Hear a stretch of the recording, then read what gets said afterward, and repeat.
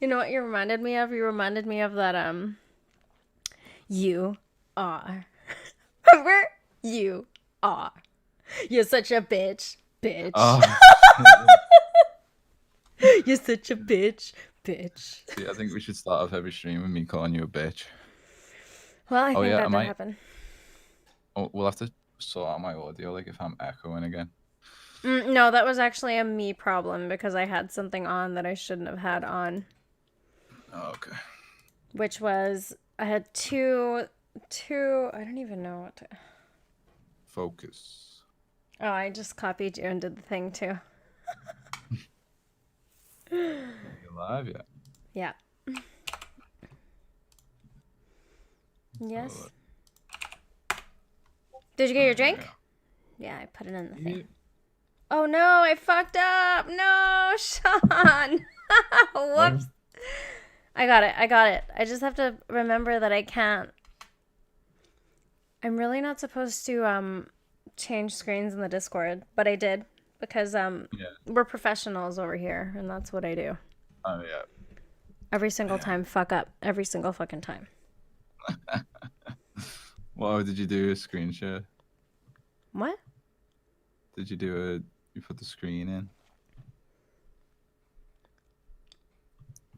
No, I just clipped the video part out and put it Okay. on Streamlabs. Okay. Well, I'm looking at it now. It looks alright. Drink of choice. What are you drinking? SoCo, some comfort, and What is that lemonade. again? Because it's a whiskey. Oh, okay. I got one too. I got Jim Beam today. Jim Beam? Jim Beam? It's Beam, I think. Beam? I don't I'm not know. sure. I don't drink that. I usually get Kraken. Jameson's. I like Kraken. Jameson's as well. Kraken is my drink of Cracking. choice. You crack me up. Very nice. Am I too dark in that? You could never be too dark. Only when you're sitting forward like that because there's no light in your face. I don't know what you're doing. There we go. You just look It's because like a creepy tripper. yeah, it's because in that direction there's just a massive like black curtain to stop sound. I just want you to know that You love me. yeah. Paul's here. Hi, Paul. Hey Paul. You love me. I love the bones of you. That's my favorite thing. One of my favorite things you've ever said. I love the bones of you. English people have cute phrases. We don't have fun stuff like that here. I mean, like our signature phrase is fuck the dog. You've heard that, right? Oh yeah, fuck the dog, yeah. Yeah. But what about get it done? Isn't that like a Isn't that a Canadian? Southern thing? Get her done. Isn't that like an American South thing? Get her done. Could be, yeah, but I remember. Do you remember that woman? Was it Louise? Used to hang around with. No. Who's Louise? There was that woman, and you remember like Christmas, you were like making cakes and stuff with her. Oh, Lois. Oh, Lois. yeah. Right, yeah. Yeah, like she used to say, "Get it done." Wow. I don't really remember. But yeah, I guess so. See, I've got a memory like an elephant. I should have the memory of an elephant, but I don't. You just got the ass one. Thanks. You're so rude. You're going out of focus now. Me or you? Me, I need to just keep focusing it. You're just going to keep putting your hand in front to make sure that the focus is there? Well, every time it goes out of focus, you're, oh, fuck. There we go. Why is it doing that? Because of this light. Oh, okay. Because see, it changed color behind me. I think it's, yeah. You're just going to have to deal with that going in and out of focus shit. It's okay, man. It's real meta. It's like life right now. It's in and out of focus, man. It's forever changing, man. It's forever changing, man. Nothing is linear. Nothing is linear, it's linear. man. It's just fucking going down. Fucking downhill. You've made me look smaller this time. I'm just closer to the camera than you are this time. Last time you were right up to the camera. Right up in your grill, was it? Yeah. Okay, so I grabbed that book for book club. Can we call it book club um instead of what was it? Bedtime stories, which is what I was calling it when I was reading the short books. The short books for the short bus. You can call it whatever you want. But, well, book clubs be cool as well. Have you even titled the stream yet? No. It just says what live. And I put that in the YouTube settings because for some reason, like I told you before, that box isn't popping up with Twitch. I mean, Why? with When Streamlabs. When I did a stream last night, like I just streamed myself watching Radiohead because I was so fucking bored, and I was like, I just titled it "Streaming Radiohead" until I get a copyright strike, and I think I lasted about 10 minutes. Do you remember when I talked to Spencer and he could not stop moving, and I told him he should get a fidget spinner? Yeah, you're gonna tell me the same I'm thing about now. to drop that advice on you right now too. I'm just gonna do 360s the whole fucking time.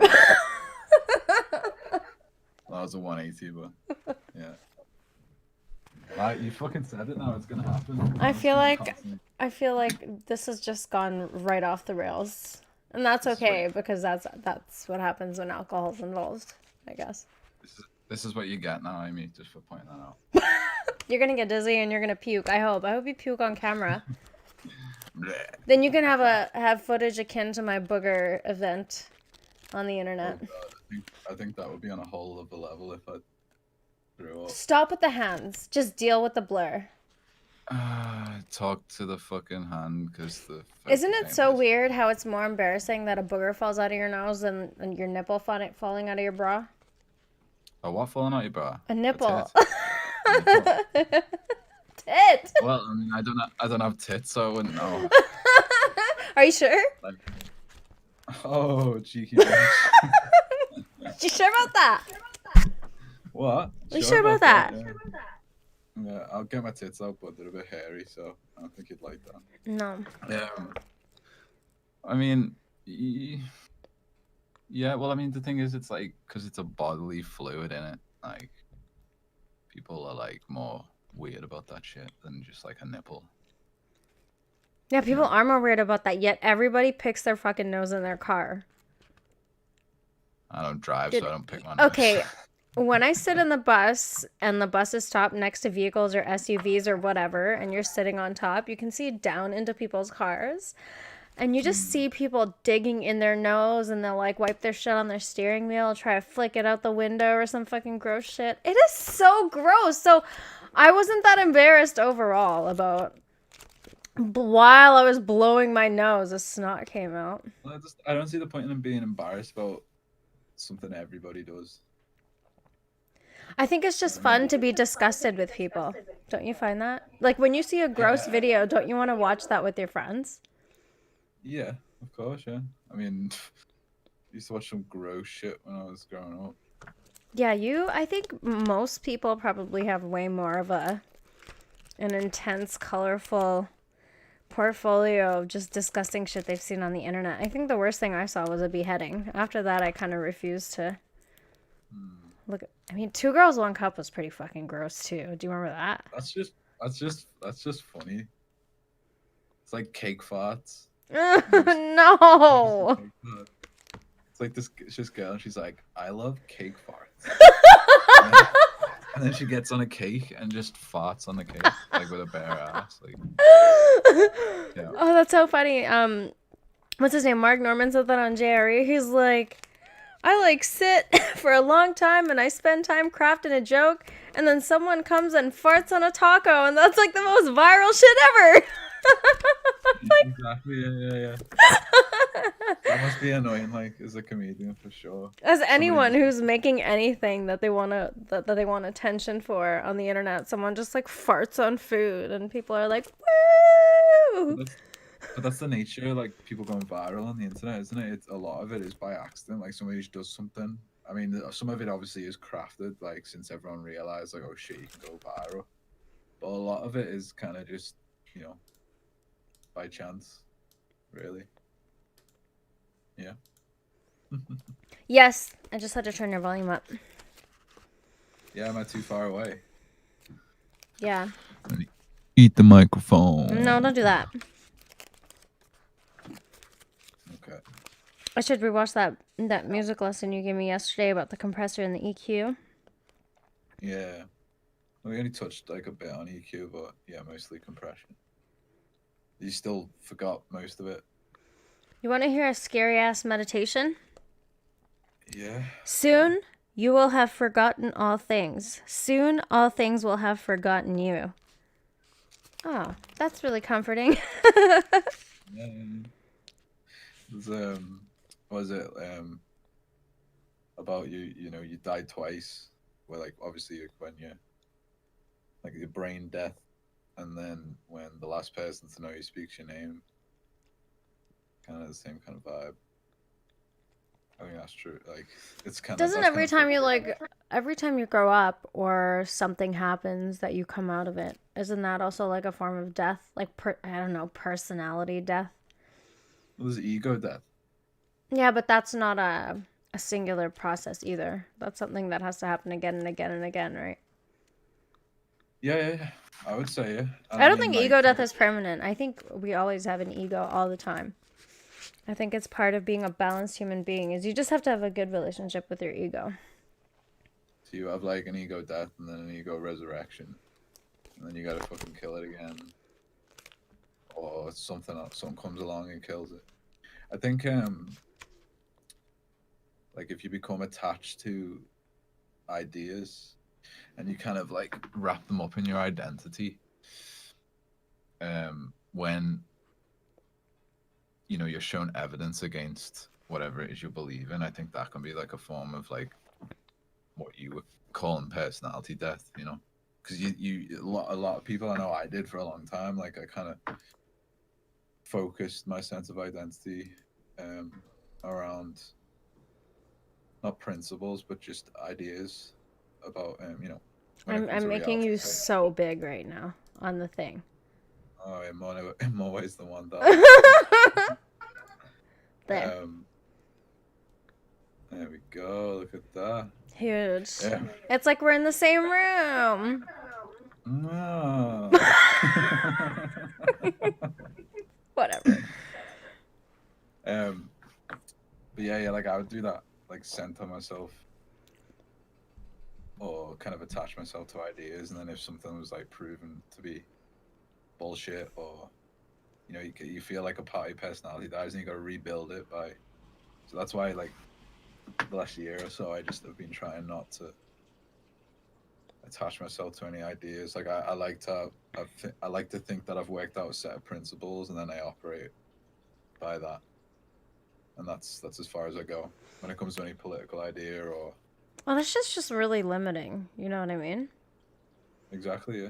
You're not talking about ideas, though. You're talking about ideologies, which I Yeah. guess. Hmm. Well, I mean, ideologies are just a set of ideas. Yeah, but Really. like you're just talking about principles built off of individual ideas. Would those be Well, ideologies, though? Wouldn't that be a personal well, I ideology? think you kind of bring. Yeah, well, I think you get your principles from more of like a philosophy, you know, like philosophical basis, don't you? Um. Like Mhm. morals and ethics, and then you operate on them when it comes to making choices or deciding how you're gonna move forward when certain events come around. You know, But it feels like you choose, but you don't really choose. What do you it's say just about that? it's just the free will argument. Yeah. Yeah, I where do agree. you stand on the free will argument? I don't think I've ever asked you. Well, this is the thing. Like, I've never looked into it. It seems above my pay grade in a lot of ways. You know, I mean, I can understand a lot of things, but you know, it But seems do you think you control all your choices? That's the essential no. question. Obviously, my environment has an impact on um, but in terms of like, do you actually, well, this is the thing I don't understand. Is the argument that things are predetermined, or there are a certain amount of paths that are predetermined for an individual, and depending on what happens in their environment, they move forward. Is that the argument against free will? The argument against free will is that we make our own choices. So Sorry. I think Yeah. people confuse having options and making choices. So, of course, everybody has options, but whatever choice that an agent makes is predetermined by a list of causes that they did not bring into being. You know what I mean? Because your brain is like a machine of probability, right? So it's going to take prior experience, current, present conditions, and then like formulate an idea of what it thinks is best in this moment to increase survival, whatever the question is, even though if it's something stupid. So is the idea that you don't really make choices because you're biased because of previous experience? It's not even that you're biased, it's that there are processes that are occurring before the choice comes into your conscious mind. You know what I mean? So there's a bunch of calculation that happens prior to the choice manifesting. And when you choose that choice, it's not really you deliberated and made that choice, even though that's what our experience feels like. It's that there's a lot of stuff beforehand that had to be lined up in this particular way in order for this thing to manifest. Yeah, I guess it does ultimately end up in that realm of like determinism where the universe is already determined and everything is laid out. But yeah, I think my dad gave me a book on free will, but I never looked into it. It didn't seem like my wheelhouse, and also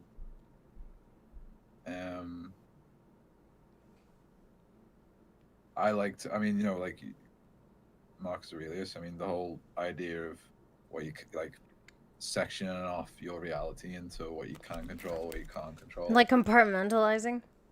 Yeah, like that's an important concept. Well, it's became an important concept to me. So if I was to kind of go down the rabbit hole of do you have free will, don't you have free will, I think that if that like I wouldn't want to kind of touch that the concept of what you can and can't control, because I think I mean this is maybe where like I've replaced religion, or I've With the comfort that people get from religion I've replaced with the idea that there are things you can and can't control, and I focus on the things I can control, and that gives me a sense of comfort,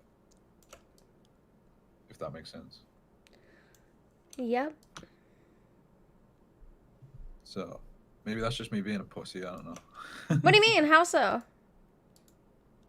Because I should be like moving forward, instead of becoming stagnant in the way I view reality, instead of being scared of like, oh well, I've got this sorted in my head.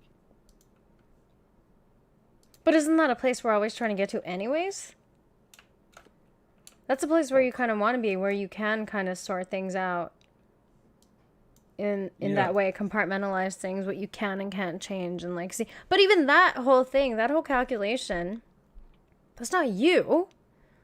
That's happening because your brain has learned something in its environment from doing certain things and doesn't want to do those things anymore. You see what I mean? Yeah, but I mean, but then don't you get into the whole thing of like, where is the self? There is no self. It feels like there is in our experience. But we're talking about like a linear self, right? Like there is no linear self. You're always adapting to whatever environment you're in, whether that's socially or whatever it is. As soon as the conditions change, you have to be able to survive or exist in those conditions that you're currently in. So we're all chameleons in the sense that we try our best to adapt to our environment so that our chances of survival are increased as opposed to decreased. I know survival is kind of a stupid metric to use because we don't really have to worry about that, but that the brain makes decisions quickly based on calculations like that because like it's always been about survival. It's we're still living in a like we're Yeah, living there's in still a like but we're just living in a place right now where our minds are not evolved to live in this technological landscape that we find ourselves in. digital savannah. Yeah. Digital Um. savannah, I like it. Yeah, you can't. Yeah, I think. Well, we don't have to survive. Well, Westerners anyway don't really have to survive the same way, you know, our ancestors did, or people in certain parts of the world still have to. But I mean, you still want to pass on your genetics. There's still that biological edge, so there still is those kind of anxieties there. So they still have an impact on our psyche, just because we don't have to like, go and hunt, you know, hunt and scavenge for food just so we can survive another day. Yeah, so we don't hunt and scavenge and deal with difficult shit anymore, but like how much of the population has mental illness or depression or something? Yeah, No. right. Like, I saw this hilarious meme and it's not really hilarious. It's actually really super dark. And I wanted to send it to you, but I'll just read it to you now. I saw it and I thought of you and then I was like, wow, you're kind of an asshole for thinking of Sean. It says, I might have lost the ability to hang out with friends, but you know what I'll always have? Severe mental illness. Yeah, And well, I thought of you and I was well, like, that is, you're the worst friend ever.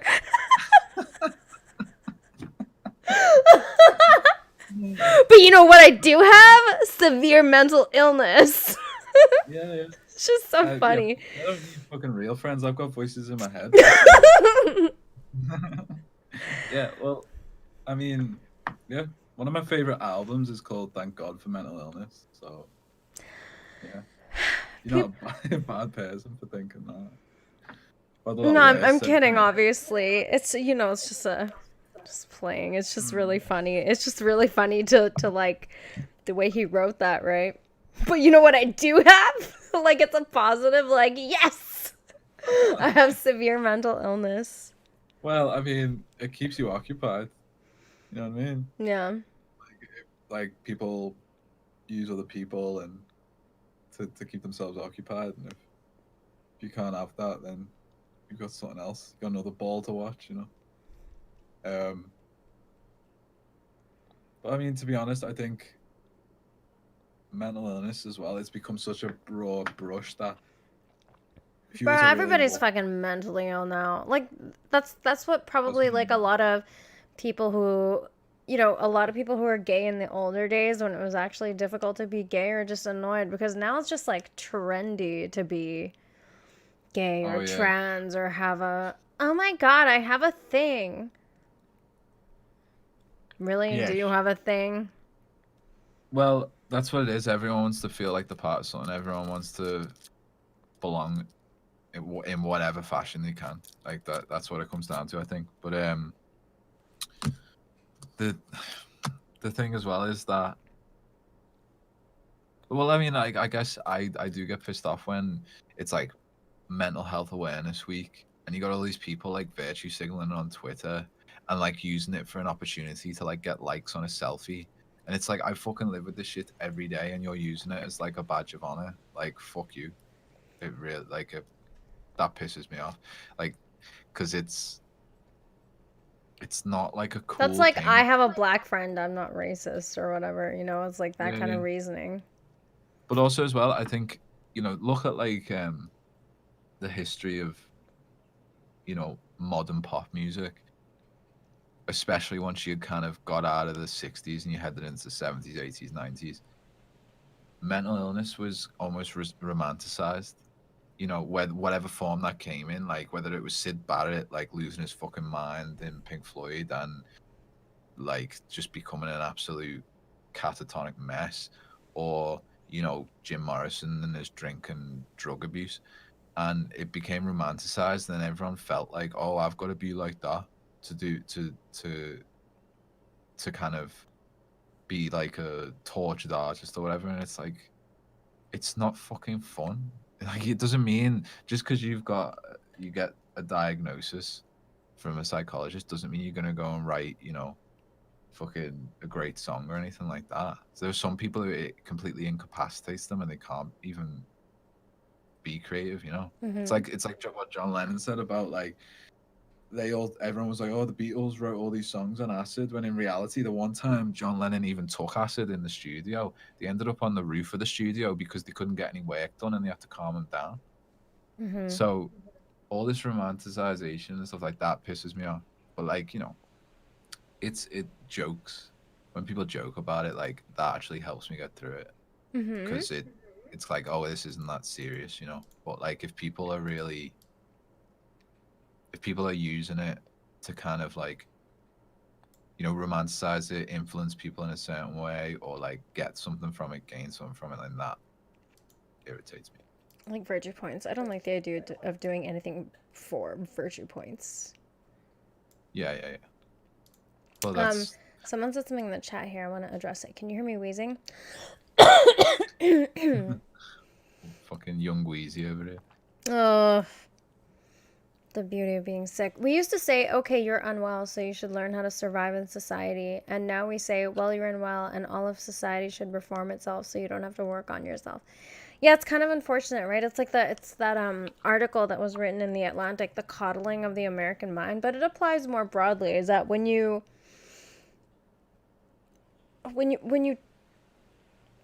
it's like I was telling you last night. Like it's so hard to tell people when you notice something about them that's not particularly helpful in a relationship situation, or whatever the case may be, or a resolving conflict situation, when like you're just not able to tell them what it is that they're doing without getting some sort of reaction like you're personally attacking them. Yep.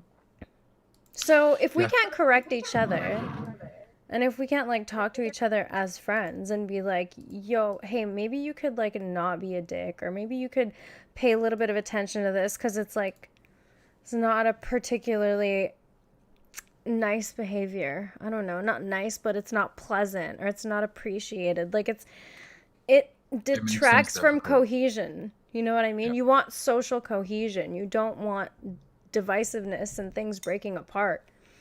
And Well, you not want being as able to much of it as possible. Yeah. Yeah, and not being able to talk to people makes that difficult. Like if you can't sit down and have a conversation about like feelings get a bad rap because most people really suck at dealing with their fucking feelings. And nobody seems to want to work to get better at dealing with their feelings. They just want to have feelings and get attention for the feelings, but then like that cognitively is considered a kind of reward. You know what I mean? Oh, I get attention when I behave like this, so I'm going to keep behaving like this. The wrong things get attention, therefore, the wrong behaviors are going to keep getting Mm. pumped out into the culture or whatever.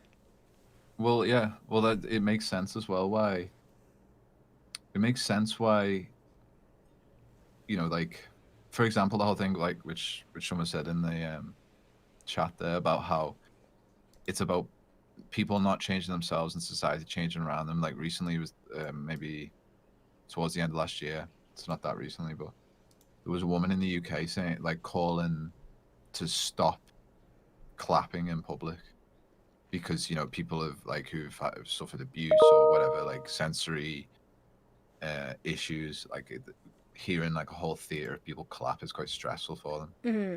causes them anxiety, and you know it's people. I think people are like so like these arguments that they're coming up with, like we need to stop this, we need to stop this, they become more and more ridiculous because the reward centers in the brain, like I say this virtuous thing and I get all this attention and everyone thinks I'm amazing, this virtuous human being, and then usually like when somebody is trying to wants to get as drunk as fuck or wants to take drugs or whatever, like they'll increasingly get more illogical and more like irrational, and they'll do crazier things to get that high. So like that's why there's so many things that are like completely backwards, batshit crazy things are being said in the political environment now, because it's all about that reward center for the end product. So that's why, in my opinion, I think that's why it's getting so ridiculous nowadays. And what you were saying about people kind of having a bad reaction in when it comes to like communication about difficult subjects. I think it's like women aren't told that certain aspects of their behavior, or it's not socially acceptable to tell women that parts of their behavior are not cohesive when it comes to communication, whether it's on the political stage or just at home. And then men are being told to act like women, or they're taught to, because of obviously things like single parent households where the mother is trying to be the father figure. I think I was talking to you about this the other night. So I Yeah, it think just it's doesn't like, work, right? Like you need both. what is it, gynocentrism? I think that like has had a I don't big know. I gotta influence. look that up. I guess it makes sense because gynecologist. Yeah. Well, yeah, that's, you can work out what it means, but I think that has played a big role in communication breaking down, because even though women seek out social, social interaction more than men, when it comes down to conflict resolution, I don't think they're that good at it. I think men are usually better at it. No, but even they're not Especially if that they're good. well, men. Yeah, I just think people If in they're general men, are if they're pretty not bad. bitches, if they're What? not fucking bitch made, yeah, they'll be bad at it. I mean, if they are bitch made, they'll be bad at it. Remember I was telling you last night I was reading in Sapiens how the definition of alpha has just gotten so warped in our culture to mean like the most strongest brute force ape Well, who it's not all leads. about physicality. Mm-mm. Yeah. In this case, they were talking about apes and bonobos. The alpha male is always the one who facilitates social cohesion, is the person who mediates conflict, and like is the person who sorts things out. Basically, Yeah, so the best communicator. What are you apologizing for? What'd you do? because you just reminded me, I was just trying to think of a musician I was meant to show you the other day, and this is a guy called Bonobo. But yeah, yeah, it's, I think obviously alpha, it's got levels to it, and just because I'm talking about what alpha is does not mean I think I'm fucking alpha. For No. anybody out there listening, I think obviously there's the leadership aspect. You're gonna find different kinds of alpha in different parts of society. If it's sport, yeah, it's gonna be about physicality, especially if you're like a player on a team. But if you're like a coach, you're probably gonna be more cerebral in terms of your kind of you're gonna have more leadership skills. And then politics is gonna be more leadership skills. But But at there the end of has the to day, be someone who's like a well-rounded alpha. Like Joe Rogan is a yeah, great example of an alpha. He could kick the shit out of you, but also he's mostly going to be diplomatic and can probably sort out 98% of any yeah, kind of problem by talking about it. exactly. And I think that comes from his martial arts background, because like he says a lot, because you can fuck someone up, and because you've been in violent situations, you know how bad it can be, and you don't really want to resolve conflict that way, because you know how bad it can be. And then also you don't really need to, because I think people who are quick to violence usually, I think, well, obviously they're usually very dumb. They can't resolve things with words. But Just too hopped up on testosterone, man. Like it's unfortunate. well, yeah, testosterone's hell of a, Violence is like the last straw, when violence is a thing people go to when they can no longer talk, and some people really just can't talk at all. They just go right to that. oh yeah, yeah, yeah, definitely. And I mean, that's why free speech is so fucking important, because if you cannot speak and express yourself, then the only next logical, or, well, in most cases, the only next step is violence, and that's when everything becomes irrational. You know, you need to allow people to express themselves in a peaceful way. I mean, if you take that away from them and then things get violent, like, what did you fucking expect? Like, that's why I get so pissed off with it in this country. But yeah. Like you said, the great thing about Joe is he knows how much he doesn't know. We were talking about that yesterday too. Like, the more you learn and the more you read and the more you look at on the internet, whatever information is out there, the more you realize, man, there's so much shit I don't know. Yeah, yeah. If you're at a place where you think you know everything, that just You that just don't. tells me that you're stagnant, you know. But the other thing as well, like, well, like, I think, like, you know, the way Conor McGregor, like, kind of was, he's been on a lot of shit. Like, he punched that old fella in a Irish pub. He punched an old guy? Yeah. I didn't know He was that. like he was like handing out his whiskey, and the guy was like, "I don't want any." And Connor just fucking was like, he seemed really calm, but then next minute he just threw his left hand out and cracked the guy. Dude, that's champion energy. That's untamed champion energy. Well, exactly, but I think that's why so many people are pissed off with him in the MMA community, because it was like, that's not what we're about. And like, yeah, like, when you know you can't do that to people, like, hurt somebody with just, you know, your hands. Mm-hmm. If that's all you fucking need, you know. Obviously, I mean, you can use plenty of other things than just his hands, but I think that's why people are so pissed off, because a lot of people in the mixed martial arts community are like Joe Rogan, you know what I mean? And they don't feel like they need to do that. But that's why it's fucked up. Like, I don't know why. That's when you start thinking, though, it's probably like something to do with like some brain trauma. You know what I'm saying? Like, there's definitely an effect over time, getting hit in the head and having your brain shook and falling on that octagon over and over again. Like, there's research coming out that's saying people have mild forms of CTE from like football helmets and heading the soccer ball. Oh yeah. You know what I mean? Like, there's not much of a protective casing on your brain. Your cranium isn't that, like, your skull isn't that thick. And it's the rattling is not good either. I've never had a concussion. I was just gonna say, the rattling, yeah. What, you've never had a concussion? I know, surprising, right? Have you? Is that? Oh yeah. Well, not many times comparative to other people, but like, there was 2 times outside the train station where like a group of people basically like kicked the shit out of me. Mm-hmm. Like, I definitely got a concussion at least one of those times, because my head had like lumps all over it, and then obviously I skated for like, what, like 8-9 years. And Did you fall a lot? Well, yeah, that's how you learn. I guess and then so. obviously, like, you know, the more you start jumping down things, but also as well, say if you're jumping down like, I don't know, a 9 set, so like 9 stairs, 11 stairs, whatever you're jumping down. Mm-hmm.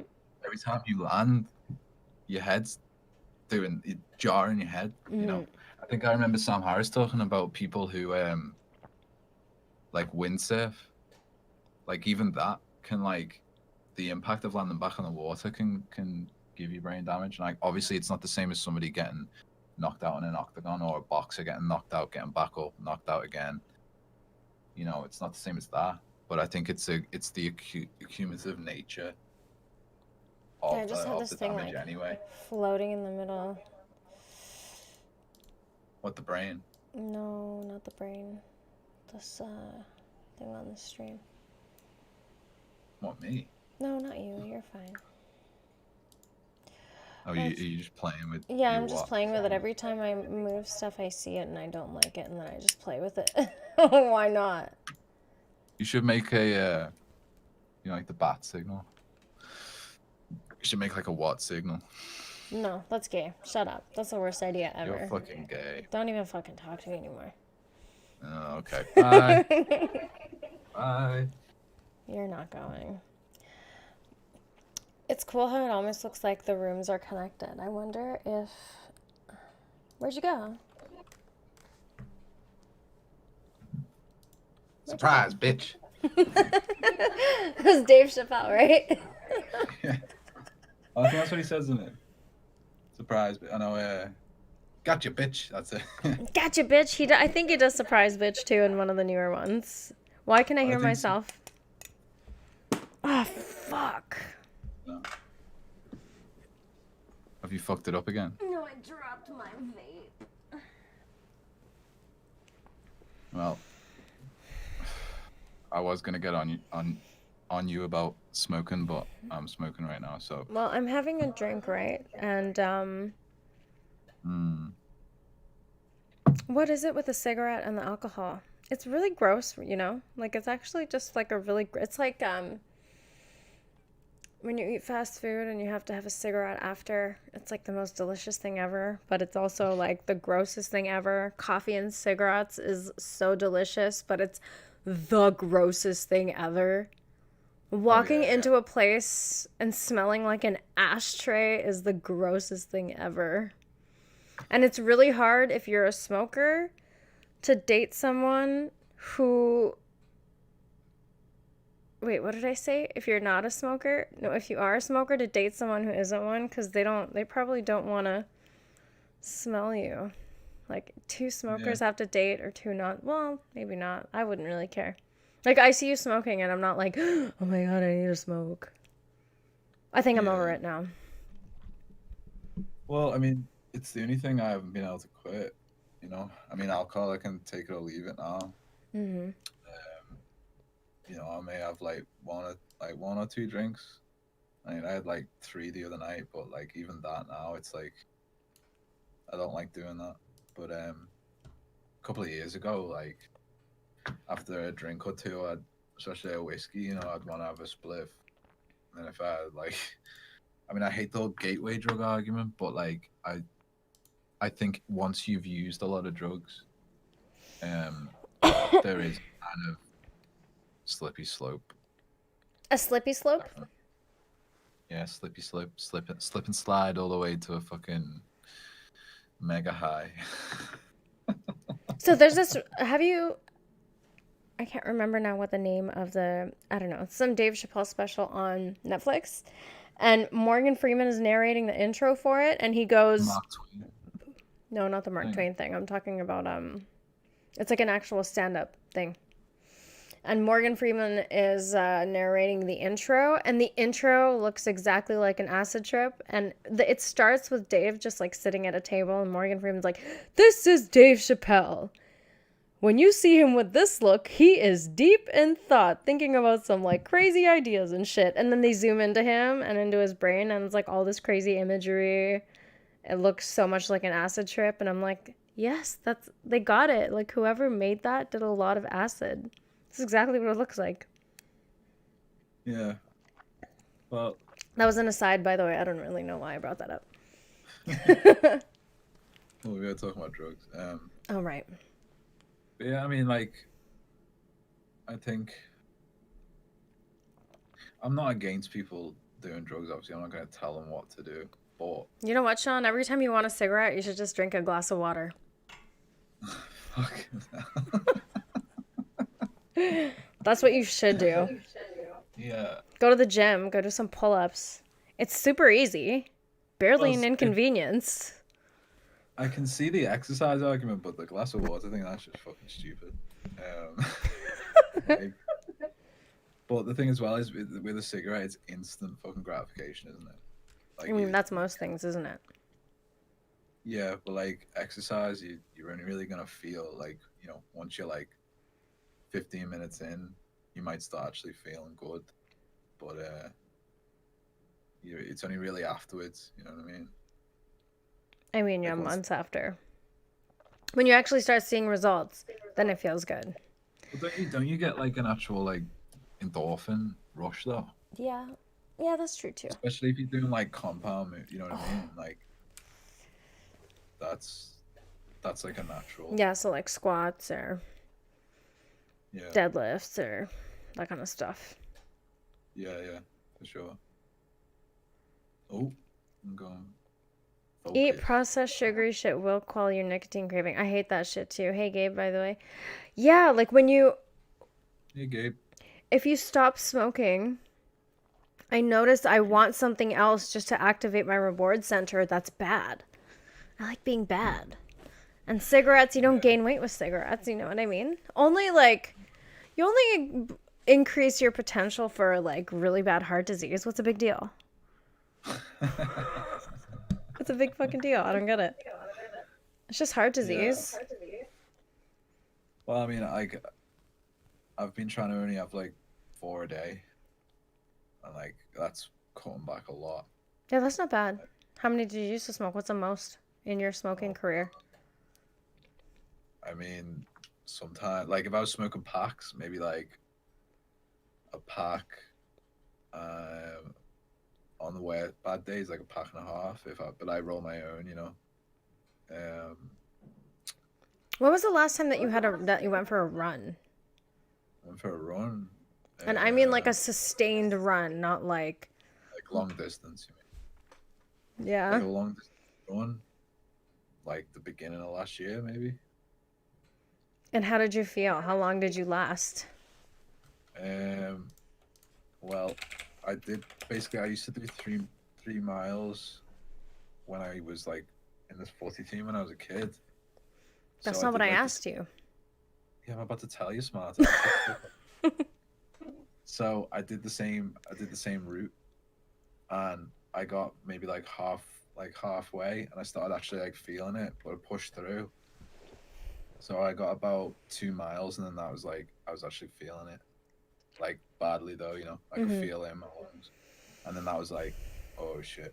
Um, but I think if I actually kept pushing myself, it would be a lot easier. Um, even if I was still smoking, but I'm always gonna, it's always gonna hold me back as long as I smoke. You know what I mean? In terms of like my actual performance, what it could be. But is your breathing on a regular day like 10 out of 10? Obviously not. It can't be. Like do you ever get wheezing? Do you ever need an inhaler? How do you No, not? because I had really healthy lung. Like I've never had asthma, never had them issues, and also like before I started smoking, I was like, and even when I had the early days of smoking, I was still active all the fucking time. Mm-hmm. You know what I mean? Like, if you have you ever done the bleep test? No. So it's where you basically there's a like a bleep, like a bleep sound, and it's like I can't remember how far the distance is, but basically you have to go from like you'll have like two lines, and then you have to sprint from one to the other, and you have to keep up with the beeps. Every time there's a beep, you've got to get to like one side forward, Oh, okay. and like basically it gets faster and faster and faster. But if you like, whenever I was like skating back in the day, that's what you're doing every time. If you're trying a trick over and over and over again, you're basically running, sprinting, jumping on your board, doing a trick, running, sprinting back, jumping on your board, running, jump. You know, you just constant sprints back and Yeah. forth, and you just end up in a puddle of sweat. It's Like high after about intensity interval training. yeah, yeah. So I think that actually like kept my cardiovascular like system pretty healthy. And the only time I ever felt a like decline was when I like obviously stopped being active. Yeah. Um, but because of that, for being sustained for like until I was about what 21, 22. Yes. It isn't that many years ago. So if I was to like quit smoking and train like that again, obviously not skating, but actually do some you know You know, cardio. Yeah, if I was to actually do some cardio, then I think I could get. I would never. Obviously, I'm never gonna get to where I could be in unless terms you of stop like. smoking, do you ever think you'll stop? Yeah, but even if I stopped, like what? Like it takes how long for the damage to recover? I It's don't like know. I'm 5. just, but do you think you'll ever fully stop? Yeah, because I When? don't like it. What do you mean you don't like it? There's got to be a part of you that enjoys it when you light it up and you're smoking it. Um, Because I know my problem is I like it. I like the act of smoking. So it is hard for me. But I haven't touched it now. I'm not going to touch it. Not after that fucking lung disease I just got. Yeah. No thanks. That's Well, what I it took, think, you see? We wait till the last fucking minute to make the right decisions. yeah. So Well, sometimes stupid. it's kind of, yeah, it is. It's stupid. It's kind of sad and pathetic that, it takes these kind of big events to change people. I think it's I time mean, for it you to doesn't. get COVID. I think that's what you need. I Fuck you. think COVID will save your life. Never know. Bitch. COVID saved Um, mine. Maybe. well, the Actually, idea. if I got COVID, the permanent lung damage that has been done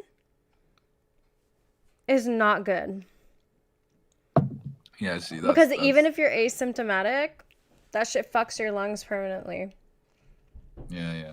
But I mean, smoking's probably that's what I'm saying. Smoking's probably fucked my lungs permanently, so I'd never be able to get like back to like prime fitness of what Yeah, I actually and could be. if you got COVID, you might actually just fucking kick the buck. You might kick Yeah, the buck, man. I think I probably would. Yeah, you Definitely. think? Oh yeah, What yeah, a yeah. horrible Because way I'm to go that would be, laying in bed gasping for air, and then that's it. It's like your own body is choking you. yep. It's like drowning apparently. Fuck this world, man. It's not that bad.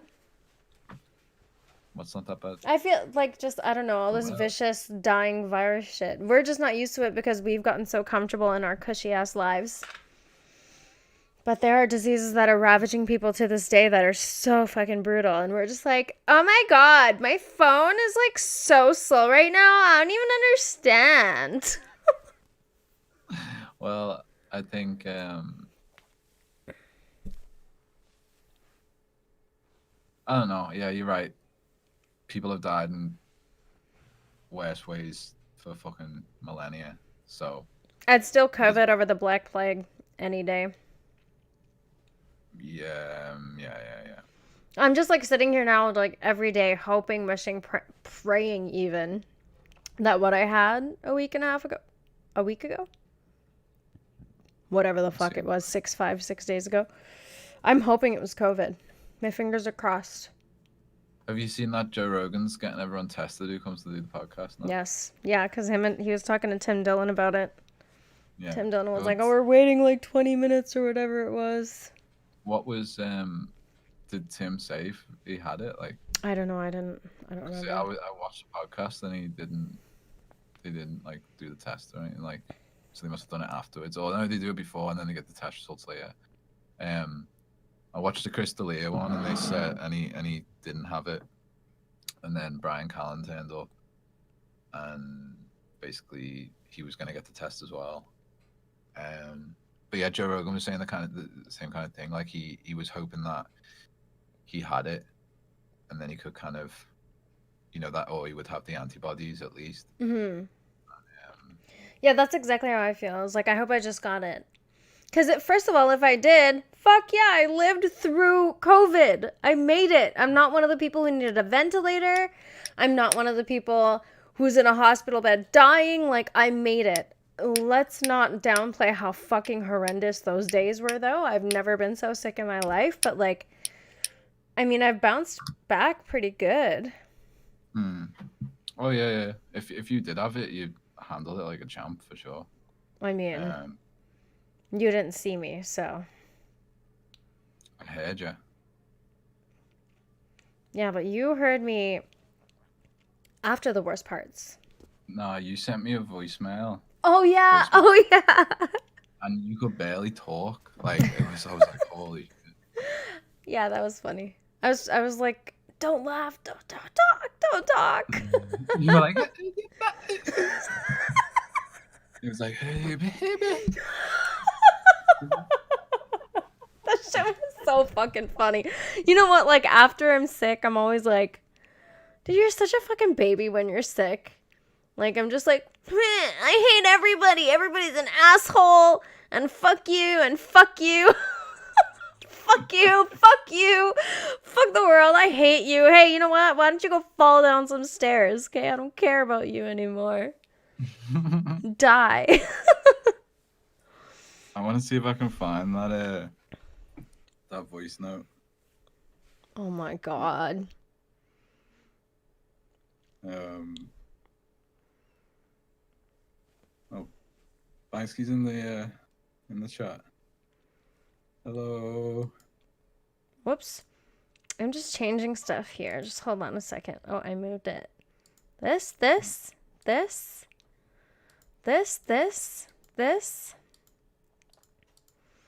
All my scenes and stuff. I'm just trying to get over here so that I can, like... I just want to step up for a minute. I'll be right back, okay? Okay. This is now the Sean Show. Yeah, I'm just gonna turn my... The Sugar Show. It's just gonna be you and your room changing color thing. I'll be right back. I'm gonna go get me guitar.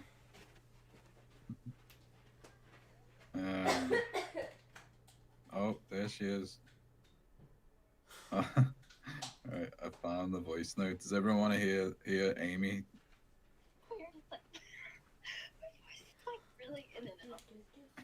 Does everyone want to hear Amy? It's so weird. It's like my voice is like really in and out. Oh no. Oh Did you hear it? no. So embarrassing.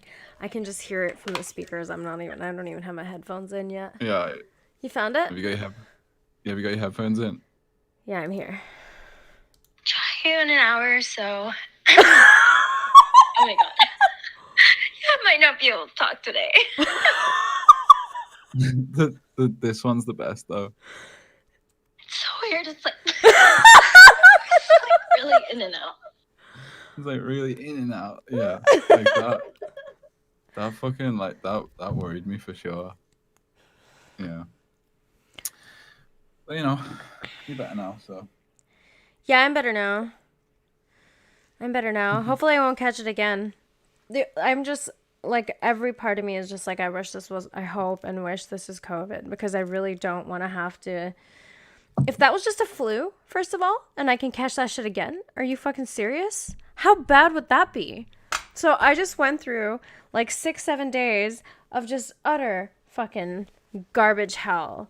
And now I have to go through this again. And imagine if this wasn't fucking COVID. Imagine, like, what is COVID gonna be like? This is what, if that's how fucked up having just a flu was. Oh, that's how badly this fucking thing has mutated? Well, the thing is, what is it? Around 70% of people don't even have any symptoms. Yeah, I know.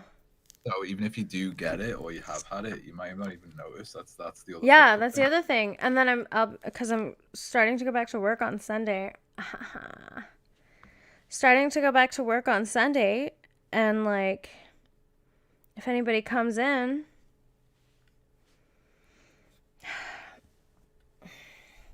Well, you're gonna be wearing your mask, aren't you? Hi, hardcore gentlemen. I mean, no. Once I'm at work, no. Why would I do that? Oh yeah, mind you, there isn't many people. No, it's just gonna be me all day. Alone. Don't you usually get like some delivery guys, and then there's that fella who always comes in and talks to you. What's his name? Colin. Yeah. So you might still want to wear a mask just for other people. Well, yeah, when he comes in, I will. Yeah, and he always emails and texts, right? They're like, "Hey, coming in right now." Oh yeah. So I'll know, and I'll be like, "Okay, no problem. I'm just gonna make sure that I put on a mask and wear gloves and stuff for when we touch elbows, because that's how we greet each other. I don't even know if anybody will want to touch me." So fucking sad. Not being able to hug people is so fucking sad. Oh yeah, you probably. It's like the worst. One of the first things Colin said to me was like, "How are you holding up? Are you okay? I hope that you've been okay not giving hugs." I'm like, Yeah, that is kind of. That's the thing. I'm not a very like lovey-dovey person, so you know. Those are my boys, man. I hug them all. Yeah. Well, you know that's it's important for some people. Mhm. Yeah. Yep. I think the one thing that is kind of like shit is not being able to see my grandmother. Yeah. I feel really bad for her being stuck in the house and that, and like, you know, it's, and the little bit of, you know, social interaction that she does get, it's important to her, you know. So Of course. She lives by herself, right? Dude, your grandma is so gangster. What is she, 92? yeah, no, wait, no, 91. That's 91. fucking nuts that she lives by herself. Oh yeah. She's like all her other friends and stuff are like in like homes and. See, these are young. wartime people. They're fucking strong. These bitches are made to last.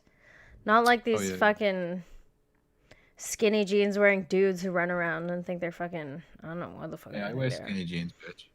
Oh, that explains a lot. Not so skinny. Fucking suck it there. That explains so much about you. Why my dick so big and why I'm so Yeah, handsome. oh yeah. I think skinny jeans, if you can wear skinny jeans, I don't know what that says about your big dick. Oh, it says that I fucking let it hang loud and proud. That's what it says. In skinny jeans? Yeah. You can see, I let the bulge fucking speak for itself. Shut the fuck up. Oh my goodness. We were talking about your nan, and then you had to derail the conversation with your skinny jeans dick. You said skinny jeans? I had to defend the skinny jeans crew. Mind you, my jeans aren't that fucking skinny, really. The skinny jeans crew. What kind of gay shit's that? I guess I would defend the plaid crew if it ever came down to it. Yeah. I guess I'd have to. Yeah, you'd have to. I'm gonna get that cool black mic. The Joe Rogan Shure mic. SM50B, is it? Yes. Yeah. That's right. I have Shure SM58, Shure M57. They're the only Shure mics I've got. You have like a what looks like a performance mic. Oh, that's my SE Electronics X1. So what's his name? Mark Normand, and what is his fucking partner's name that he does Tuesdays with? I have to look. I always forget his name, and it's like kind of rude. Yeah. Well, I don't know him either. Yeah, I've got a lot of microphones actually. But I think the one you're on about is this one.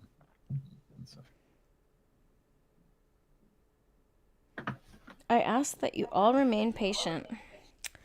Every week, there's something with this office job of mine. I look at skinny jeans as a diabolical ball shriveling device. Yeah, that's kind of what my point was. He's sitting here trying to tell me his dick is big while he's wearing skinny jeans. You mean this microphone? Oh, that's awesome. I didn't know you had that. Yeah, that's the one I use for vocals. I didn't know you fucking had that. Yeah. Speaking of vocals, I want to. I'm gonna try and record that thing tomorrow. I think that I should be able to sing tomorrow. Well, look, if your voice is feeling up to it, but don't push it, you know. But if I don't push it, how will I know? Push it. Yeah. Push it real good. Dun dun dun dun dun dun dun dun dun dun dun. Yeah. I wouldn't say my jeans are skinny, to be honest. They're just fitted. All right then. Sure. Whatever you need to tell yourself to get away from the word gay is fine. Gay is just what people with. Oh my god, you're too slow. You're too slow. Fucking. How about You're too slow. The comebacks need to come at rapid pace. Otherwise, no worky. If I want my comeback, I'll wipe it off your mother's chin. Oh, so rude. I hope you were really abusive and mean to her, because she fucking deserves it, that bitch. Oh, yeah. All the whips and chains came out. Oh, there was a question today on the bonfire that Dan Soder asked. Jay, and it was, would you rather one of your friends from high school or one of the hot guys in high school fucked your mom that like used to make fun of you, or would you rather your dad pay some skinny Twinkie dude? Would you rather it be a thing that your dad pays like some skinny Twinkie dude to watch him do push-ups? Find out your dad's gay that way. I don't know. There was like a whole story behind it, but it was just so funny. And watching somebody do push-ups isn't like that bad compared to the other option. Imagine if you're like married and you're older, and as you're older, you realize that you're gay, but you're like, fuck it, I don't want to change my life. So you just pay some twink to watch him do push-ups. That probably happens a lot. What a weird time to find out you're gay, though. Like, older?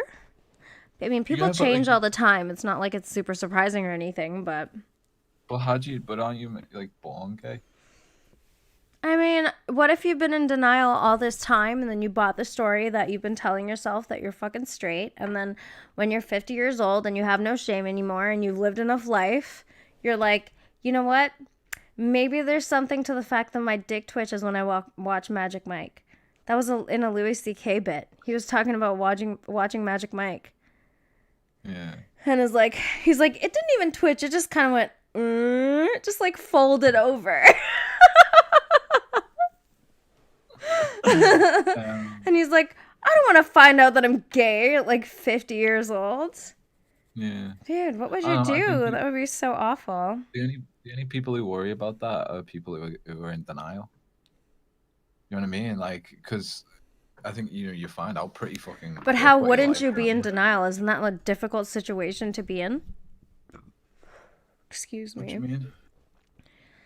Your whole life you've been living like you're straight, and then all of a sudden at 50 it just hits you that you're gay and you're like, fuck it. How do you even deal with that? Are you going to uproot your entire life? Let's just play through the hypothetical. Well, did you ever see that thing on your mum's house where there was that like 50-year-old guy who would just like film himself and he'd be like, I'm gonna go suck like 3 dicks right now, fuck my wife, I hate her. Like, No, really, like, was that angry about was that Pete? I don't know his name. Shit. But, Well, that doesn't help. I need you to know his name. I'll try find you the clip, but like it's I think you can either go like you can be like really angry about it, or like you say, just be in denial and kind of once in a blue moon kind of like indulge and pay for shit. It's like guys who never really had much experience with women and then they finally get one, settle down, and then a couple of years into the marriage they're like, oh shit, like I'm gonna like pay for escorts or whatever the fuck because they need to get it out the system. I'm sure it's like that. There's a lot of secretive shit going on. Everything's so blurry and everyone's so fake. You remember that song by Puddle of Mud? This is this still a racist symbol? That's the one about like his dad or something, isn't it? I remember that on MTV. I think he was singing to his son, wasn't he? Like he's the dad, and he's not able to see his son. Oh yeah. Well, Puddle of Mud were pretty. They were a pile of shit. Puddle of Mud were a pile of shit. That song always used to get me though. Yeah, if it gets you. That's what music does, even if it's a bad fucking song. There's plenty of bad songs that make me want to move, Yeah. You know what? What's your music listening habits? What are your music listening habits like? Like, I found recently that I get super obsessed with an artist and then like I never stop listening to them. So like, remember months ago I was all about Deadmau5 and all I could listen to was Deadmau5. Now it's Trent. All I want to listen to is 9 Inch Nails. I still listen to Deadmau5. You know what I mean? Like, but like it's weird because every time you listen to music from someone you really liked, it has a different quality to it every time. Like every time in the last like 3 months I've listened to The Fragile, which is, I think that's probably my favorite 9 Inch Nails album. That or Year Zero. Oh, With Teeth is good too. But like there's always something different. It feels different. It feels like there's more sounds. But anyways, the point is I get really obsessed with one and then I can only listen to one, and I intersperse music from other artists. What about, do you listen to a lot of stuff at once, or does it change on with your mood, or what? Um, I I always have like a certain few artists in rotation. Mm-hmm. So, you know, and it depends like what time of the day it is sometimes as well. So, um, in the morning I like to listen to more like like Towns Van Sant, Dylan, more like guitar and vocals kind of singer songwriter stuff when I get up, and then in the middle of the day I might put like Bad Brains on, or the Misfits, some more like fast paced kind of aggressive stuff, maybe a bit of Nirvana, So maybe what you some. listen to depends on the time of day? Yeah, yeah, because when I wake up, I don't want to listen to something that's like too abrasive, you see. Mm-hmm. Because like if I was to listen to like the Melvins or Big Black or something, which is like really abrasive, like right off the bat, You just have a like, shit day and be angry and want to beat yeah. someone up. But I mean, like maybe like I remember right before I turned 26, I was like in That a was the year dark, I like, forgot about your birthday. yeah, fucking shitty, fucking head like a sieve. This girl is fucking ridiculous. I kind of You want to remember know? important shit. If you want to know where the rain comes in, look at Amy's fucking head because it's so bald.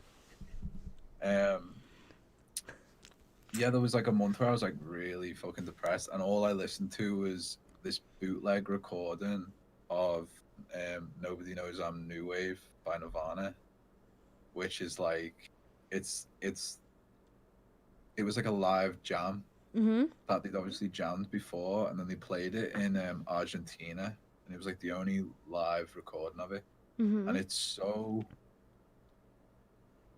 just got everything I like, and it's so abrasive and like aggressive and kind of like that kind of like fucked up melodic sense, and it's simple and short and sweet, and like I listened to that. So I was like all I could listen to. Like anything else I'd listen to, like I'd have to like turn it off or it made me feel like shit. But that just it had this perfect like, I don't want to feel anything. Just this like indifferent I don't want attitude. to feel anything. Yeah, yeah, yeah. Because like there's some Dylan songs like Spanish Boots, Spanish Leather, or Girl from the North Country that just like hit me a lot. Like get a lot of nostalgia and stuff, and like I don't really always want to be in that mode, because I Mm-hmm. think because some people like just listen to music and it doesn't affect them, it just makes them want to move or whatever. But like music's always really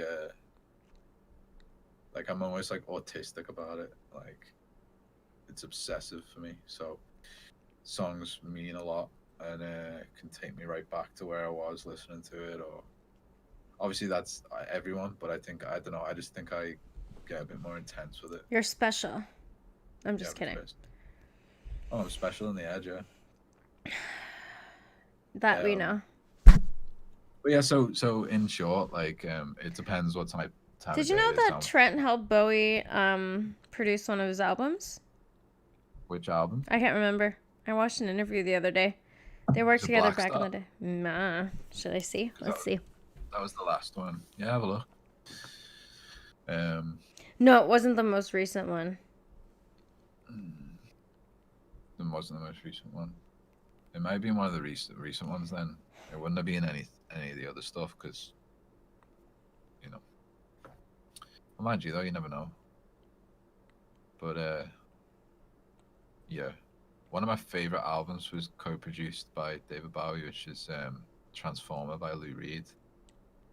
Lou Reed. And he also he did some backing vocals on a couple of the songs as well, like on Satellite of Love.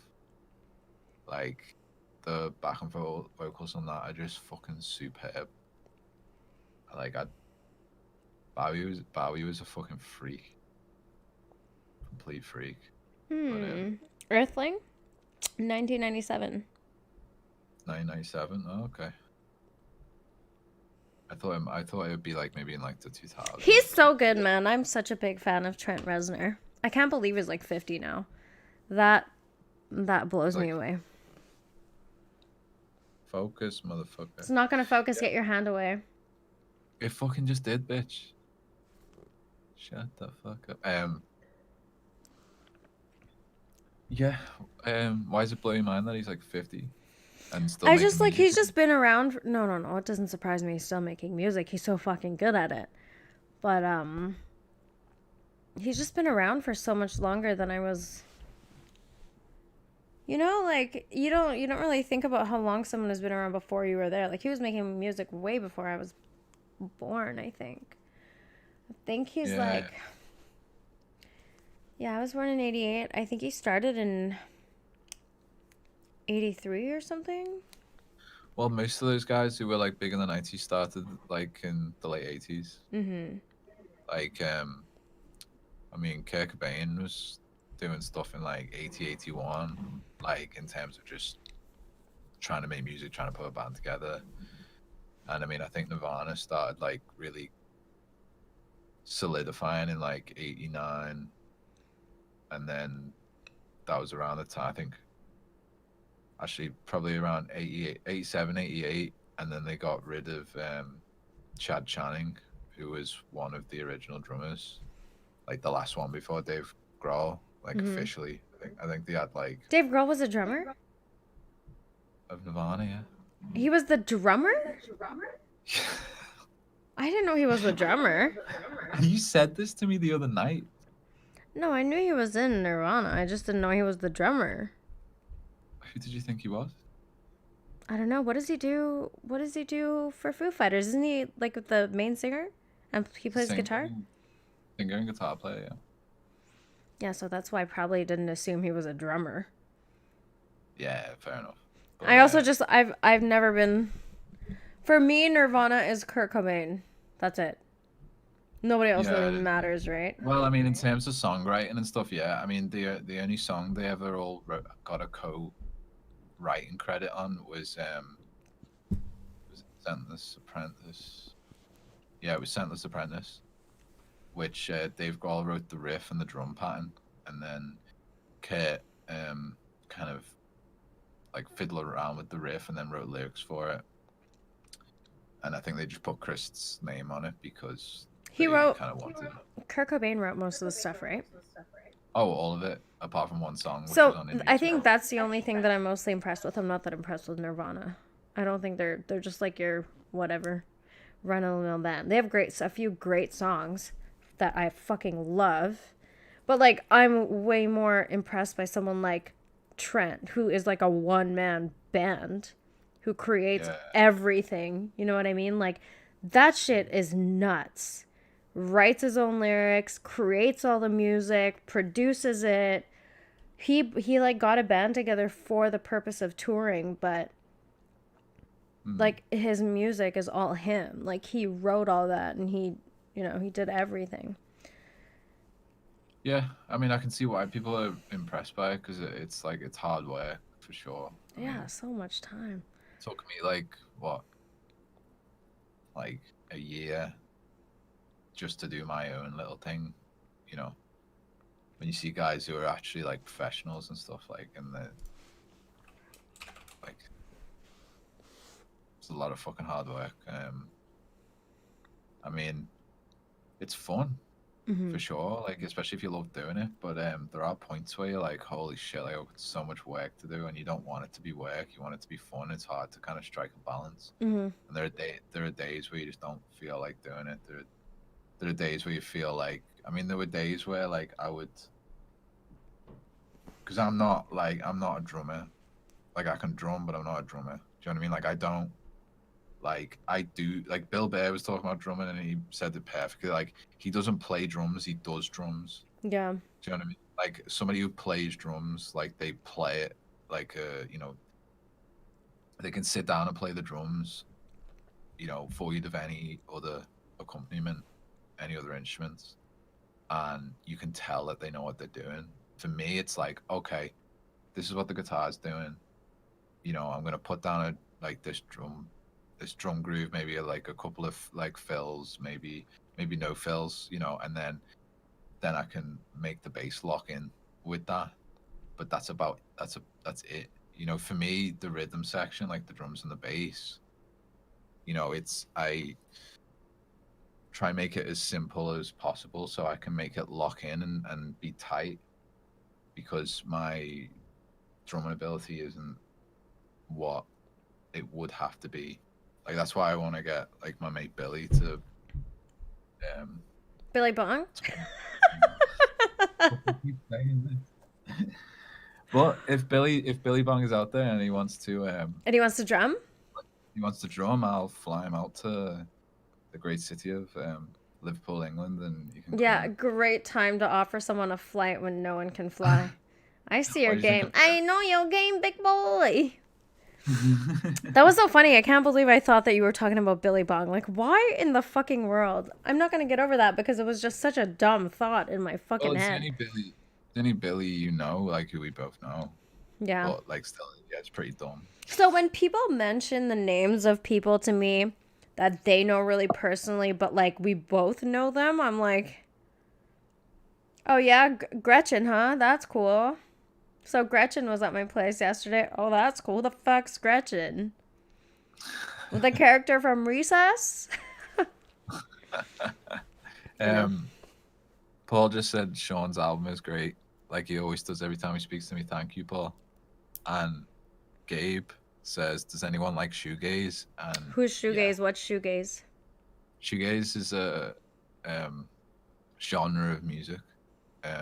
So it was like in the kind of like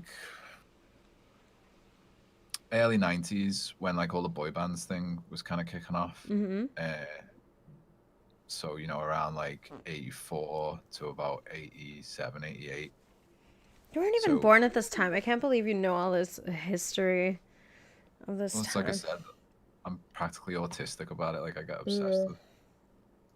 So you have the main band that everyone always talks about is My Bloody Valentine, and basically they came up with this sound that is like this like walls of guitar, but it's like washed out, so it's like drenched in reverb, and like they like stack distortion pedals, and you get this like it's like you can hear the chords, but they're obscured, so it's almost like like when you play a violin and you've got that like continuous sustained note. Yeah. But it's like chords. It's like, so it's for me, it's always sounded like, because a guitar is basically, it's like an orchestra. You got your bass, and you've got like all these different parts that people will be playing on individual instruments in an orchestra, but you're playing it in chords on a guitar. So because the guitar is so like staccato in terms of how you play it, it's not a sustained note unless you're like some shredder with like a fucking wall of like amplifiers. What they did was just like got a certain sound with pedals to just make this like huge sound that just feels like it's like a continuous horizon. Is the best way I've heard it described. But yeah, the shoegaze is like fucking brilliant. And I'm like also looking up that word. It's the perfect genre to take the piss out of, like shoegaze. Shortened and detached when played or sung. Okay. I have a video of me like playing kind of the guitar sound, because I have like a bunch of pedals that you can achieve the sound with. It's an amazing sound. I love it. I used a little bit of it on Rifle, the last song on my album. But yeah. See, Gabe knows his stuff, man. Who's Gabe? Do you know him? Yeah, Like, he's just been hanging around. I have him on Instagram. We chat now and again. Cool. He's cool. Yeah, he knows. Gabe's vetted. There we go. Vetted as a cool kid. Yeah. Hi, Gavin. Whoever that Gavin is. But yes, so let me ask, what's your like music guilty pleasure? Like, if you have any. Me?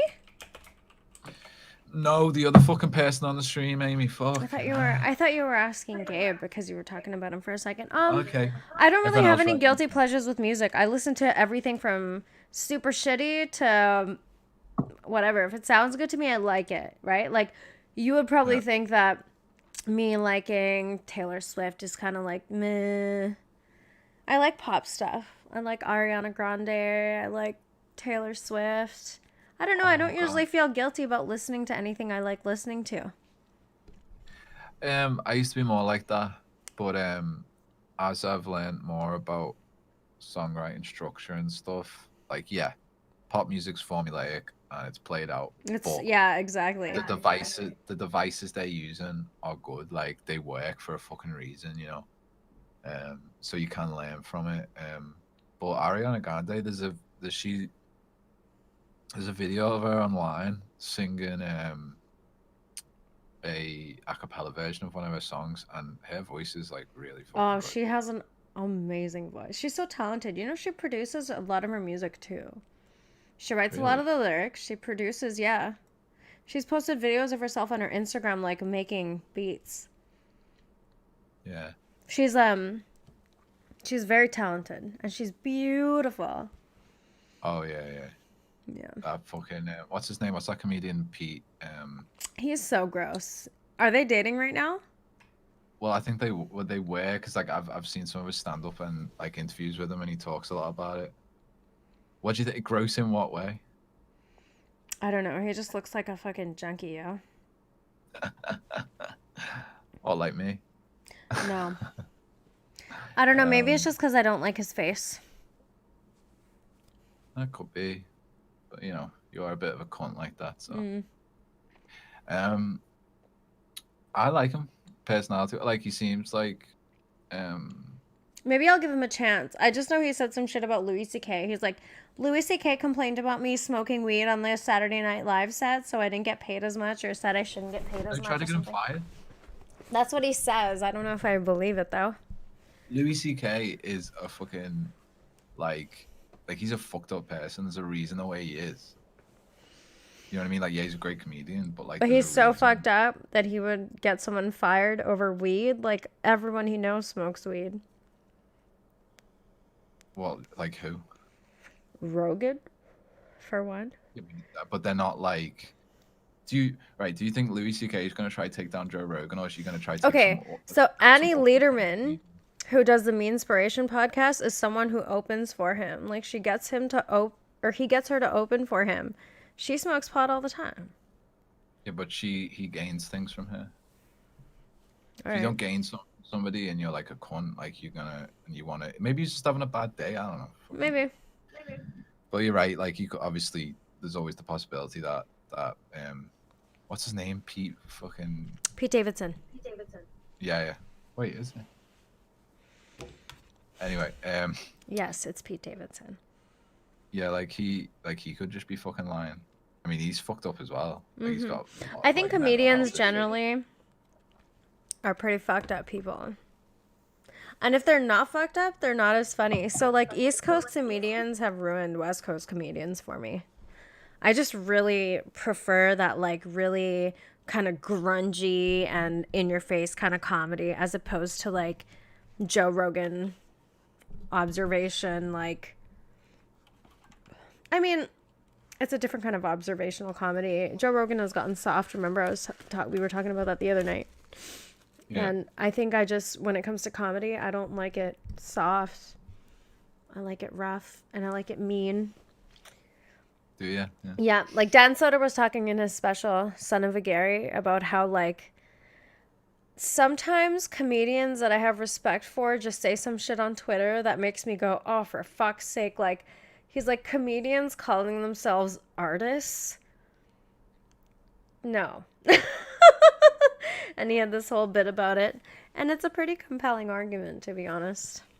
Yeah, I wouldn't say comedians are artists in terms of, like, you know, the other kind of creative fields, but I would say that stand-up comedy is the hardest one out there in terms of, like, entertainment business. Okay, in terms of entertainment business. Okay, yeah, sure. Oh yeah, like, up against anything, musician. Like even if you're on stage and it's just you and an acoustic guitar, like, yeah, that's nerve-wracking.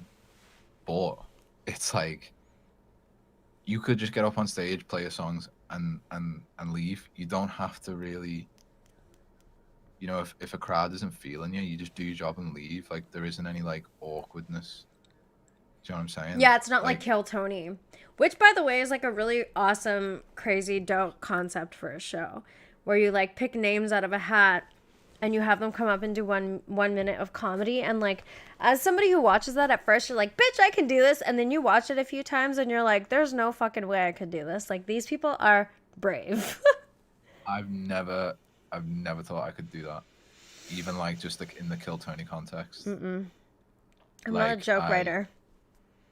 Well, I'm not a joke writer, but also, like, you know, I'm not, like, you know, the way like comedians, a lot of them have like a dark kind of, you know, aspect to them.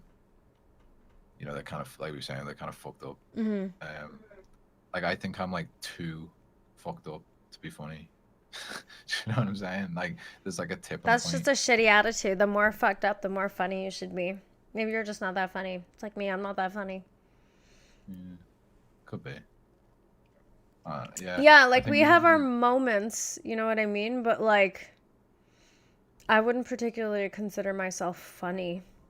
I can be funny with people I know. Do you know what I mean? Like, true. calling back to something, or like taking a piss out of something. Yeah, but that is the way to do it, isn't it? Like, I find the comedy funnier when there's like nuance, and when there's like there's a continuation of something that happened that is recalled, and then tagging that bit. You know what I mean? Yeah, but like, what I'm saying is, it's like, I think comedians are really good at reading rooms and building rapport with people, like, almost instantly. Like, if you can't do that, you're not gonna be able to do it, because the only way I can be funny with people is to like build a rapport over like weeks and months, and you know what I mean, and get to know them, so I know like what they might find funny. And but like, if it's like walking into a room with people I like don't know, like, no chance in fucking hell. Like, my awkwardness can be funny. I don't feel like I'm awkward particularly, but like, my energy in a room of people who don't know me and I come up and like start talking shit, it like throws people off. But at the office, like across the hall where the accounting girls work, I'll like lean into the door like Kramer and say some stupid shit and they all laugh. But if I did that in another room, it just wouldn't be funny. Because it's a different audience and different people like different things, right? So, like everything else, comedy is super subjective, and what people find funny is subjective. And the reason I think the comedian's job is so hard is because whatever joke you're telling, you want to kind of construct a joke to encompass as many people as possible, like just as like humanity as a whole, right? You want to be able to relate to as many people in the room as possible. In a setting like Kill Tony. See, the thing is, like, if you're going into the room and 98% of those people are your fans, they're going to laugh at your shit no matter what. Yeah. You know what I mean? Yeah, I can't remember who I was listening to recently. They were saying about how they like to kind of go to a room randomly and like not promote it, so they know their fans aren't there. Because they don't want it to be like that easy. No, it doesn't help you in your creative pursuits, or if you have an interest to improve. Yeah. You know what I mean? It's more like Tom Segura talks about this a lot. Like, he talks about it's selling like ghost cookies. That was so funny. I forgot what I was saying now. I got distracted. Thanks, Gabe. Tom Segura was saying about you know, like in terms of like fans being at your gigs, and you know, it being predetermined that you're gonna get laughs, basically. Yeah, it's not.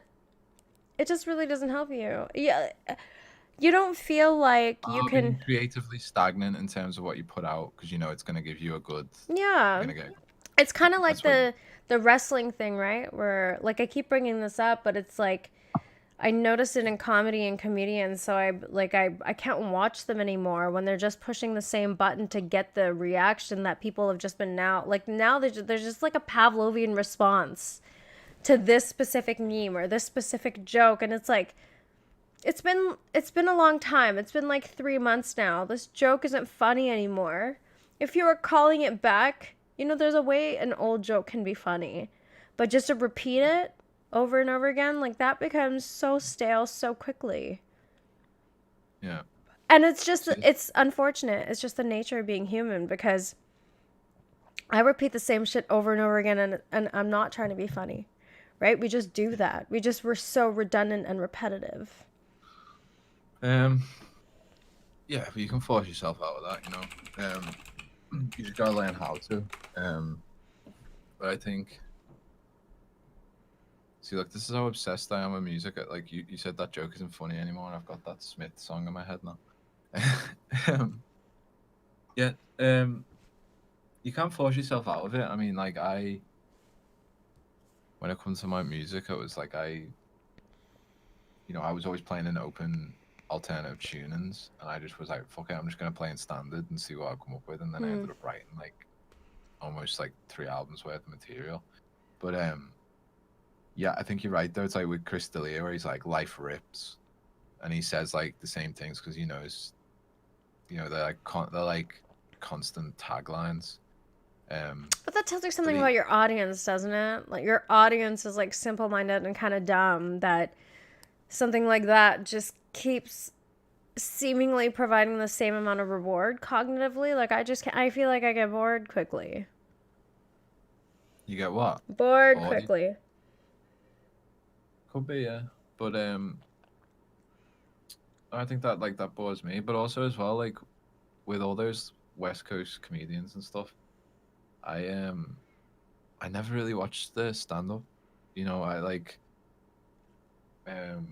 it was always about the podcast kind of the podcast community. That was what always kept me coming back, because I liked seeing like, Joe, Ari, Bear, and Tom in a room together. Like that was what made it funny. It was like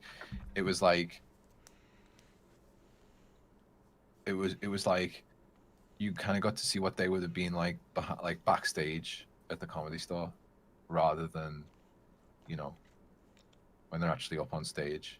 And, like, I fucking love the Sober October recap episodes and Sober October episodes, because like getting all that chaotic energy that each person has in one room, Joe's like the balancing force in between all that chaos.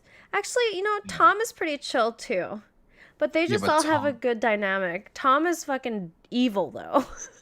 Yeah, he'll try to get back going, like challenging him to shit and being like, "You couldn't do this," because he knows like Bear will like be like, "No, I fucking could." Remember when he was talking about being able to do the splits, and they're like, "All right, do it right now," and he couldn't fucking do it. Bert always just says he can do shit that he cannot do. Yeah, it's like Tim Dillon was saying, like he's a doer. He's not, you know what I mean? Just like, I can fucking do it, and then like he'll just try it, and if he does it and it works out, then he's like, "See," you know. Well, that almost happened on the Chris D'Elia episode on the Joe Rogan podcast, because him and Brian were there, and it was like Joe was trying to get them to like touch their toes or something. Yeah, touch their toes, because they were arguing about something. Okay.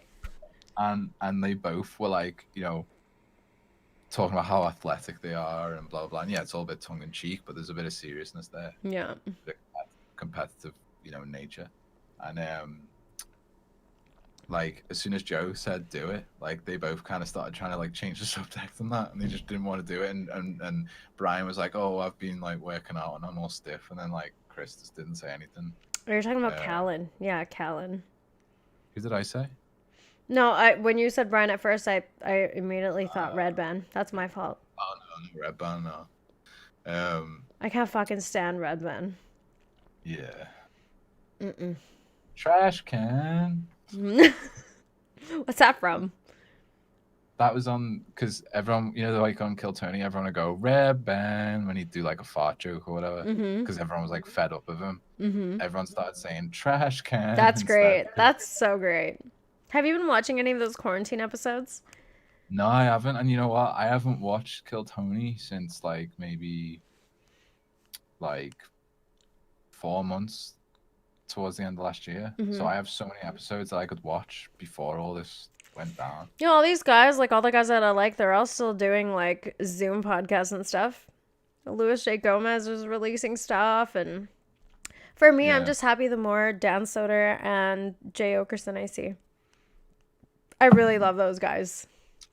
Did you watch that comedy relief, like Comedy AIDS? No, but I heard Tim Dillon talking mad shit about it, and it was glorious. It was so bad, Amy. I Like the heard. only saving grace was Bobby Lee, and like everyone was like in the chat, like sidebar, like Bobby Lee, just typing Bobby Lee. And I was like, I filled up my text box as much as I could with Bobby Lee, and then I was just like copy and pasting. It was like these big texts of Bobby Lee going past like constantly, and everyone else was like writing like Natsutra's papaya, which is like this callback joke from when they went to Hawaii, and like Slep Kingdom. Like everyone was like there from the Tiger Belly fan base, and then he finally came on, and like it was fucking hilarious. And then did you hear about Bear with what's his name? Happy Gilmore. Tom Hanks. Not Tom Hanks, no. Happy for fuck's Gilmore. sake. Little Nicky. Oh, sorry. I was thinking Adam Forrest Sandler. Gump is. Oh, right, Adam Sandler. I was thinking not Forrest Gump. Yeah, Forrest Gump's Tom Yeah, Hanks, Forrest Gump is Tom Hanks. Sorry, that's what I was thinking. Rain that came upward. I think I heard Tim Dillon talking about how like Bert was asking Adam Sandler questions. And even Joe Rogan had like commented about how it was like the worst thing he had ever seen. Oh, it was fucking terrible. Because I was just waiting for Bobby, so I didn't see it, but I saw the clip afterwards because everyone was talking about it. Like, what's his name? I saw it on another podcast as well. But yeah, he was asking Adam Sandler, who's had like all his movies put on Netflix, like he's had like a stand-up special put on Netflix. He was asking him like, "Do you have Netflix?" And then he was like leaning right into the camera and being like, "Oh, Adam, I've got this like really cool story. So like when I was like in college, you were there was these girls I know, and you were at this party with them smoking weed." And like just went on this like terrible story, and like Adam was like, "Yeah, I'm like married and I've got like a kid. Like I don't want you to be like talking." Like he didn't say that, but you can imagine. Like he doesn't want to go on a stream and then some like random comedians bringing up like story. But why was that the setup? Why was it set up that Bert was asking Adam Sandler questions anime? Well, like, how did this thing work? So it was like every so like every like half an hour or something, you'd have like a host. So a certain comedian would host it. Okay. And they would like bring comedians on and go, "All right, your next comedian is," and then like the next comedian would come on and they would like host it and like kill time while people were like arriving or if there were technical difficulties and stuff. And it was Bert and Whitney Cummings were like introducing people for a while, and then if like a comedian came on their own, like they were self-isolating on their own or like they went with other comedians or something, like the host would talk to them, or they would get like two comedians who were on their own and then they would talk to them, or like they would get like a podcast on. So like they had like Big J and like basically like that crew. There wasn't Louis J wasn't there or anything like that, but like Dan Soder was there, and two other fellas, I can't remember their names, but so they would get like podcasts on and then they would do it on their own. And then that's what happened with Tiger Belly. It was Bobby and his girlfriend, and yeah, they were just fucking hilarious because Bobby's like a firecracker, you know what I mean? You just light him and throw him in a room, and like he was perfect for that. But yeah, that's how it worked. Like they'd have hosts, and then the hosts would change, and then they would introduce more comics, and then another host would be, and it was pretty shit, but they did raise a lot of money. So Paul just got his government stimulus money. Yay! Yay! Did you get your bus pass, Paul? Bus pass? Yeah, you should get it at his age. If you, I mean, it's a fucking joke in this country. I'm not gonna explain my joke. Fuck you. That's fine. Yeah. So, yeah, it was a shit show. And it was like really awkward, really terrible. Like you could tell that like a lot of comedians who like don't have podcasts and stuff just didn't know how to flow without an audience. Mm-hmm. Um, yeah, it was pretty Yeah. fucking terrible. Well, I really wish that you were a patron of Tim Dillon's, because his bonus episodes, man, they're so fucking funny. Like, he just seems to unleash more. You know what I mean? Yeah. Because he knows it's only going to be uploaded to Patreon. So he's a super cunt. And it is the best. Like, he's been roasting comedians who are doing Zoom meetings and shit. Like, it's so funny. He's like, what the fuck are you doing? Trying to have stand-up fucking shows on your Instagram and like, just stop. Just, can we not? Yeah. I like him a lot. He's very like, Joe was giving him a little bit of shit on the more recent one because he was talking about how something was a fact, and Joe's like, you can't even substantiate what you're saying. You can't even tell me the source. So how are you sitting here saying it's a fact? You got to be really careful, blah, blah, blah. And Tim's like, I don't give a fuck. Come sue me for what I say on a podcast. Like, yeah, he was like, it's not my job to have like all the facts at my disposal. Yeah, they got like a little bit heated about it, but it was pretty funny. I didn't think it was negative or it went bad. Yeah, Bill and Melinda Gates and their vaccines. Yeah. Oh yeah. Yeah, it was a good podcast. I love Tim Dillon and Joe Rogan together because they are total opposite energies. Tim Dillon has like that. He has a very Doug Stanhope, kind of Gavin McInnes irreverence in him. And like, I don't know. I find him so funny. Well, he's got one of them personalities where he demands attention, like just by his attitude. You know what I mean? And he's super upfront about just the way that he is, and he doesn't care, and I really like that. Yeah, and it's refreshing to see like a gay guy who isn't like stereotype. I constantly, first of all, I didn't know he was gay until like, I can't remember when I found out, but I found out months after I started listening to him, and I was like, holy shit, that's crazy. First of all, that is how it should be. Because she's a massive homophobe. And then I found out he was gay, and I'm like, I can't even tell. Like, it's something I forget all the time, and that's like optimal, right? You want to just act as a person, and like your gayness does not define you as a comedian. Yeah. You know, like I hate that. Like I hate when I don't find it entertaining or skillful when a black person gets on stage and their whole act is about blackness. Yeah. Like, it's just not that interesting to me. It's funny for the first 2 minutes because, let's be honest, black people have this hilarious way of talking. They're so spicy. They have great personalities. They're always fun. And they always have this, like, approach to shit that's very unique and different. But, like, the less that people can relate to it, the less funny and like, enjoyable that is as, like, a... just in general for me. No, yeah, it's, for example, like when on Kill Tony, like there'd always be like a black girl that'd come up and she'd get up and she'd be like, as a black person, and straight away it was like I would tune out because I don't want to hear it. Like Dave Chappelle doesn't have to get up there and make everything about how he's black. Like, yeah, it may come up, but like, yeah, but it's not the central focus of his show. Exactly, yeah, the best don't have to fucking do it. Yeah, Gavin just said boycott Jim Jeffries. Yeah, Jim Jeffries is he's a little bitch. Like, you know, I liked him at the beginning at first too, when Alcoholocaust came out. Alcoholocaust, yeah. I think it was called. Like a Holocaust.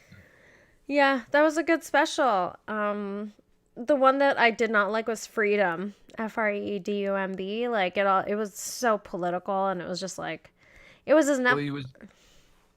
It was his Netflix special. But I mean, the other ones are on Netflix too. Oh no, wait, Alcoholocaust isn't. That's on YouTube. Yeah, like I just when he got like all political, and then also there was some YouTuber who's like quite like an extreme Israeli guy, Mm-hmm. but like he edited the interview I had with Jim Jeffries. Like Jim Jeffries just edited the fuck out of it and just made them look like a racist when in reality what he was saying was not racist at all. Mm-hmm. And like I thought that was like a really scummy thing to do, and that's like that really pissed me off. I remember seeing that the guy. Recently. Yeah, Avi, that's his name. That's so sad that Yeah, people do that kind of shit. It's so fucked up. Like, why are you trying to create a problem where It's like there Gavin McInnes isn't a always says problem? there's a lack of racists out there, so they've got to make them. Ugh. And you know, Are you rolling a ciggy? yes. Okay, I'm gonna leave you. I have to pee for a sec. I'll be right back. Okay. I don't care if you sit here in silence. You do whatever you want. I know what I'll do. All right. Be right back, guys. Take this orange peel and throw it in the garbage. Shut up, woman.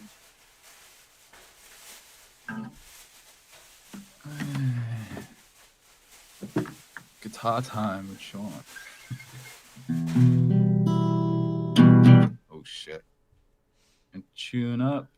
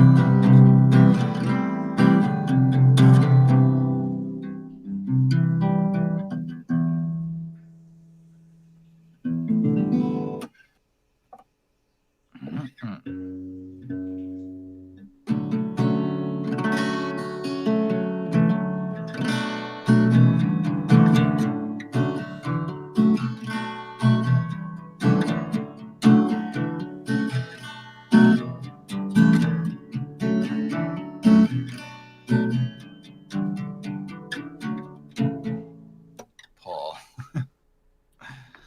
No, I will not be doing an unplugged version.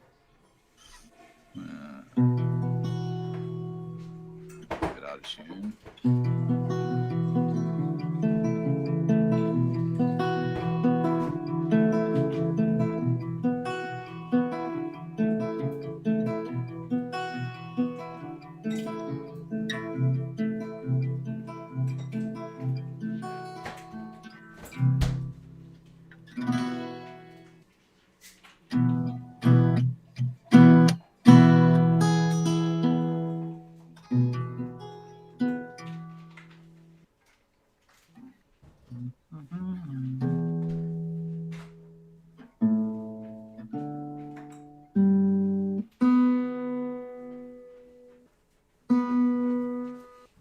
Beep beep.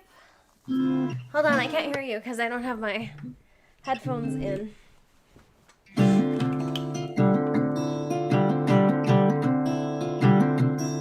You're playing guitar. What are you playing? That's Old Man by Neil Young. Neil Young. Sean, will you be doing any unplugged version of your album? Maybe we should one day just do, you could just play songs and I'll sing and we can do like karaoke. Yeah. I'd be down for that. Maybe that's a good way for me to get over my shyness of singing too, if with anyone. Obviously with you, because I don't like singing for many people. It's very difficult for me to do, but if you've gained my trust, Yeah. and I feel comfortable. I think you need to build your strength up in your voice again because obviously your throat's been getting fucked up from coughing all the time. Play me, hold on, let me do this. I know what you're gonna say. You know it. Start. Do it. Just start it. Alright, one sec. I need to sort out. What was it again?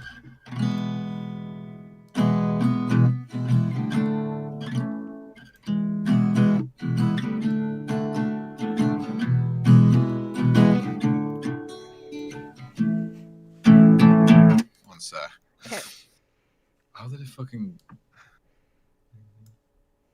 Ooh, I know what I could do. Right there. Hopefully it's all synced, because if I start singing and it's gonna be off, it's gonna be super shit. But whatever. Well, it probably will be like pretty off. But also as well, I can't remember if it's in E standard or E flat. What's it sound like coming over the stream? Fine. It sounds fine.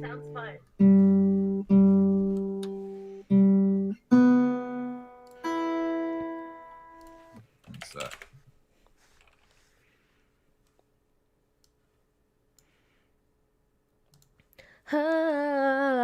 I'll have it made. All I can say is that my life is pretty plain. I like watching the puddles gather rain.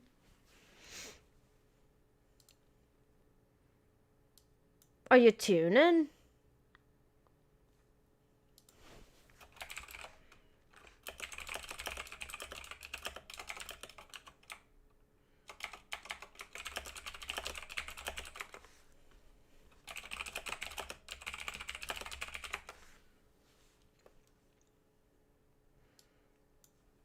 Cause she's a day tripper, a one-way ticket, yeah.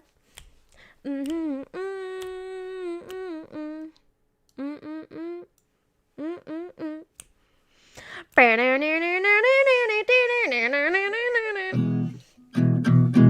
All right. So, oh, I got me picked here. See if I can remember it.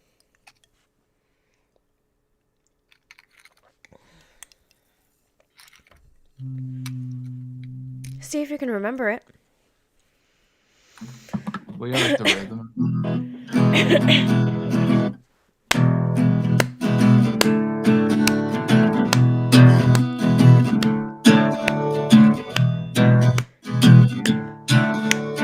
5, 6, 5, 6, 7, 8. All I can say is that my life is pretty plain. I like watching the puddles gather rain. And all I can do is just pour some tea for two and speak my point of view, but it's not sane. I have to like keep up with you because it's not. I don't think we're synced. It's not. Well, that's the thing. It's not synced, is it? No. That's too bad, because it would be so awesome to just like make you play guitar and we could just sing songs and do that. Like Kumbaya. Kumbaya, my lord, Kumbaya. Sit around a campfire. Try one more time.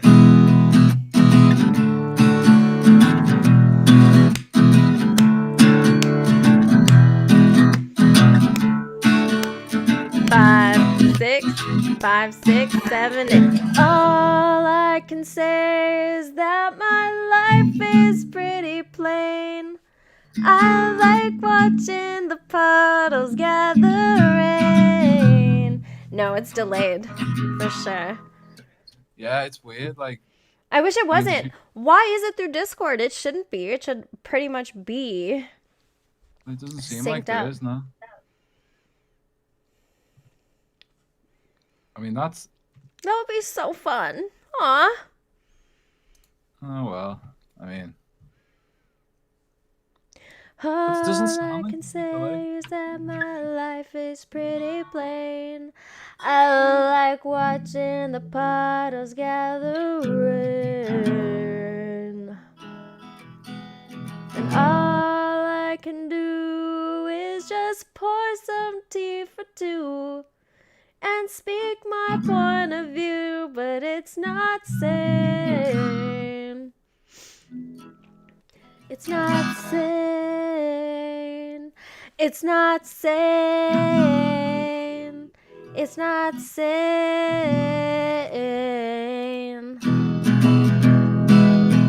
Someone to say to me, oh, oh, oh, oh. I'll always be there when you wake, yeah. You know I'd like to keep my cheeks dry today, yeah. So stay with me and I'll have it made.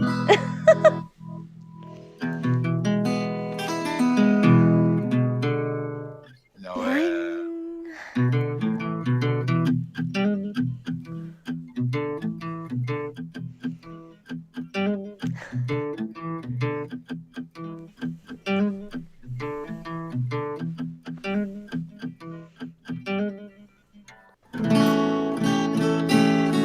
oh, tune that fucking guitar. Tune it. Are you putting it away? Don't.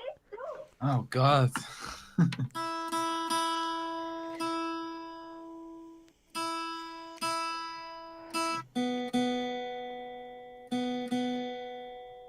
Hey, Jude. Don't make it bad. I don't know that one. Take a sad song and make it better. Remember to let her into your heart so you can start to make it better. Yeah, I don't know. Like, I think I remember learning what Beatles song did I learn? I remember figuring it out in an alternative tuning though. Like I figured it out in Open C. Oh God, I can't remember. Should if you want Beatles songs, you should get Paul on. Now where's Paul? Do you want to? What's he doing? Is he there? What's he doing? I don't know what he's doing.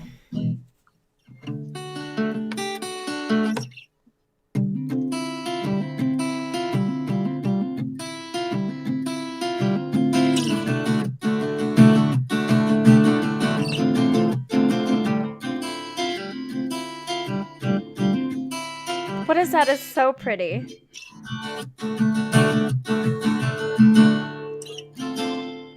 I remember that. Like,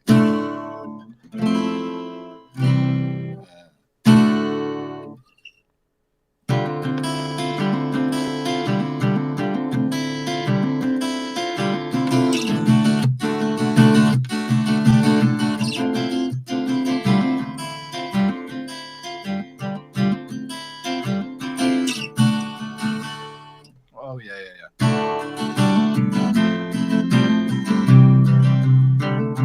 That's so pretty.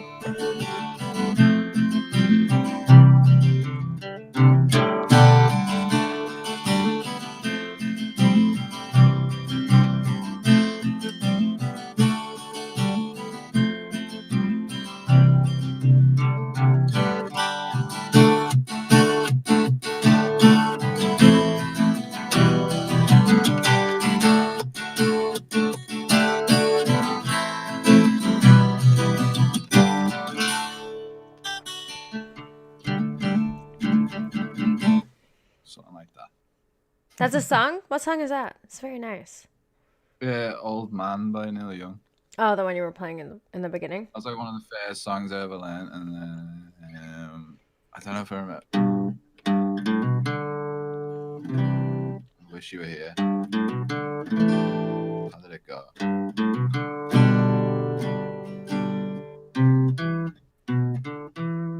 I can't remember. Yeah, Wish You Were Here. You're not talking about the Incubus I Wish You Were Here, though. You're talking about a different one. Pink Floyd. There's that Pink Floyd song, which is beautiful.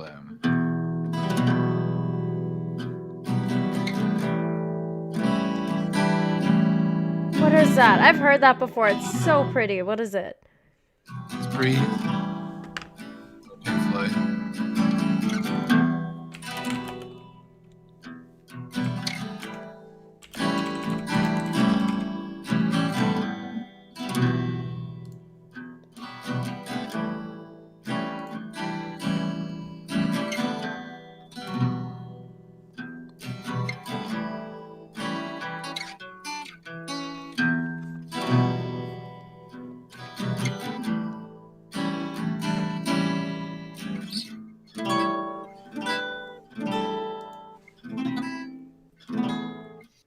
can't.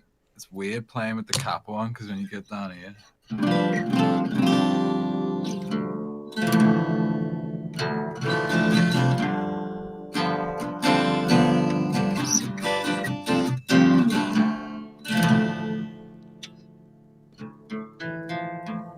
love that chord, man. It's like you play. Can't really see. I'm listening.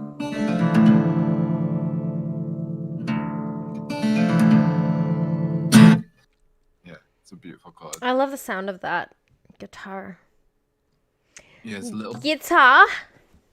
baby. I'm a fan of guitars. I wish I learned how to play when I was younger. But you know what I learned? What I wish to play more? Piano. Yeah, I know. Cause like now, like there's certain keys and stuff that I'm playing with, trying to actually compose or construct a tune or music. And Did you you can see- just. Did you see that video I sent you with Trent and Dave Grohl and all that? No. And it's Trent, Dave Grohl, and Josh, the fella from Queens of the Stone Age. Can't remember his name now. And Trent was talking about that, like how he was kind of forced to play piano when he was a kid and things like that. But like he realized now it's like gave him a real base understanding of the fundamentals of. You know who's people who are good at piano or really good at melodies. So I did watch a thing about Trent, and he was classically trained quite young, and he also played music, or his parents put him in piano lessons quite young. And interestingly enough, that's the same story with Joel Deadmau5. Is he was classically trained, and he was put in piano lessons as a child. So that's why he just creates these beautiful fucking piano numbers.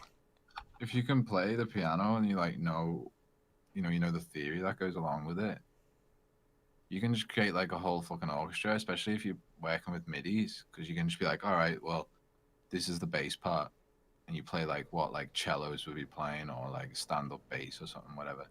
And then you like think about in terms of like violin, violas, trumpets, whatever, and you can like just orchestrate it all with your two hands. Like that's what's amazing about it. And yeah, I wish I learned to play, because I don't really know what I'm doing with piano. It's like I just listen for it and go, okay, this will work. Well, like not piano, but keys in general.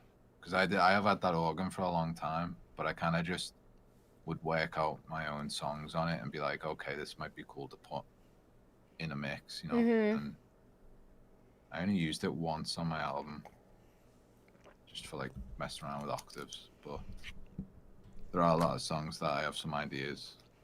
I'm trying to create a song around that drum line I created. Bum, bum, bum, bum, bum, bum, bum. How you doing today, Amy? That's how I'm doing. That program is so much fun, like it's a little bit daunting at first because there's so many options, but just having that much to play with and create with is so crazy fun. Like how excited was I when I found that FPC with all the drums and the fucking low tom and high tom. Never mind Uncle Tom. How about the low toms, the high toms, and the mid toms? Uncle Tom ain't shit, man.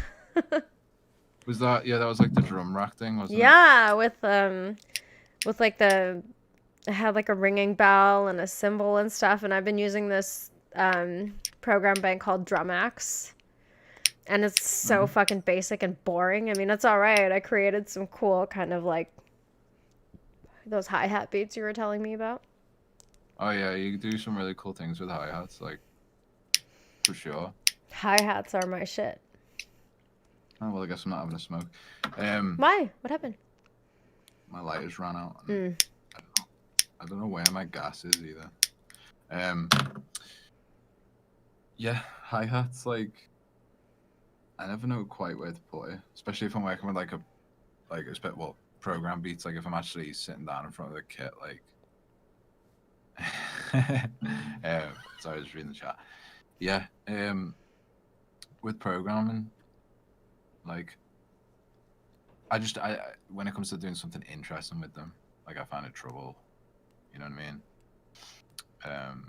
But if I'm actually with the kit, like I just keep it pretty simple. But like since I've got a drum program in front of me, it's like I should try to do something more interesting instead of just keeping it like simple, like the way I do. Yeah, but when you I'm play playing. drums. Well, I do drums, not play them. But Whatever.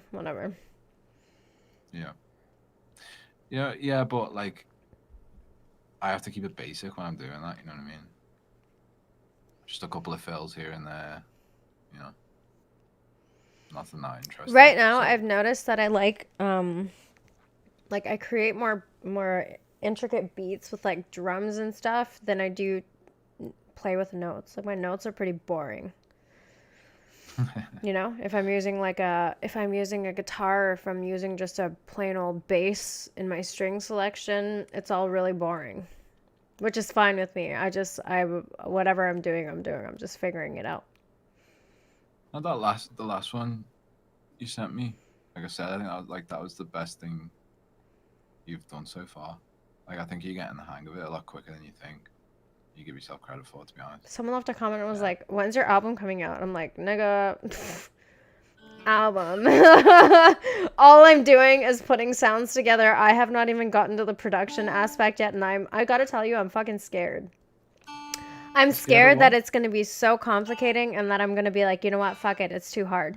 Don't let me do that, because honestly, I can't stop this. I love it so much, and then I eventually want to start being able to manipulate my voice and put them, yes, and put them in the track, so that I can just create my own songs the way that you do.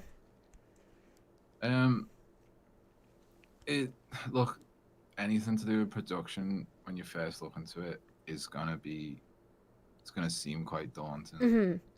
But like I just know the basics. Like I know how to use an EQ, I know how to use compression to get the sounds I want, and you know, any like effects and stuff. Like you just need to learn like, yeah, reverb sounds cool, but maybe it's a good idea not to put so much on it. Yeah, not to use it on everything. I literally use that shit on Yeah. everything. That's what I But mean. the last one I didn't, though. I only use it for one of the things, and then you kind of notice, oh, yeah, because if you don't, it fucks up the resonance, right? If you have too many effects on too many of the sounds. Like, you don't want to fuck with them too much. Well, I guess it depends. So cloudy, Yeah, that's right. And they kind of like, you've got it. What I've noticed with production from like listening to like professionals about what they do and listening to, you know, some of my favorite music, is that these people know all sorts of tricks, but it's about using it sparsely, like being like pulling yourself back, or like, oh, I love that sound, but I'm just gonna dial it back a little bit. You know, that drum sounds really fucking cool, like when it's like really fucking compressed, but I know that it's probably gonna like overpower everything in the mix, so I should probably dial it back a bit. But the other thing as well is like, if you know all that shit, you can, like, if you listen to like Death Grips, like their drums are like so compressed and it's like crazy distorted. Everything, it's almost like everything's got distortion on. Even the vocals. I mean, you can use distortion to make vocals stand out, but like, yeah, like you can. I think you should understand the fundamentals and the rules, and then you can like break them or like use your knowledge to kind of pull it back, you know? Yeah. Oh, look at that. Gabe likes that. As he just said, I've got a Scouse. Yeah, I'm from Liverpool. I said he is Scouse. I'm from fucking Liverpool. I'm glad I haven't heard you talking during a football game, because that's probably the worst thing ever. During what? Footy. It depends. If I'm around other people from Liverpool, yeah, like I don't, because I think when I speak, I don't really do it with you that much anymore. But just for the sake of like, if we're on stream or like if we're talking in voice chat with a lot of people, like I will try and over pronounce things, so people aren't like, what did you just say, what did you say? Because if I was to fully just like let everything go, there are words. I mean, even Chris, when I was like, I told you to like stop mithering me or something. He's like, "What the fuck's mithering?" He didn't know. He didn't know what it was. Yeah. And he's like, what? About like an hour drive in that direction, I think. Oh, So, he's only an hour away? well, more than that. It's Oh. just being hyperbolic, but yeah, he's probably a lot more than that. But in the grand scheme, like if you look at America, like that would be like a tiny trip, really. They do though, don't they though? I like that's seeing I love Scottish people Twitter. I follow or Scottish people Scottish Yeah. people Twitter is a subreddit on Reddit, and it's just so funny how they don't say two, they say tay. Yeah. Yeah, TAE. B, they don't say B, they say bay. Yeah. Oh man. Fucking Scottish They people say type like how they talk. canny instead of I can't. Yeah, like one of my mates I grew up with, Ryan, his mum was originally from Scotland. Yeah, it was fun like talking to her, like because she was one of those people that she's just like really funny. Yeah, I loved their accent. It was great, and it took me a little while to get used to, obviously, but I was more used to like the Irish accent because like I grew up going to Ireland as a kid. I just made myself huge. Really, I'm waiting for it. But now the WUT is in my face, so I gotta move it. And now it looks like I have a heart bindi. That's so funny. Oh god, I want to see it now. Have I got the stream too far? Oh wait, yeah, I'm way far back. What the fuck? Oh yeah, it's right. That kind of looks like we're like right next to each other. That's weird. Yeah, it's because of the black background, right? Poke you in the head. I'm gonna slap you on the forehead. Yeah. No, you're missing it really badly, but that's okay.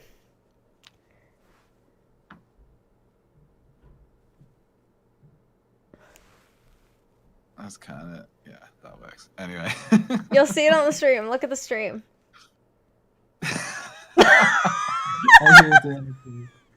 You fucking bitch.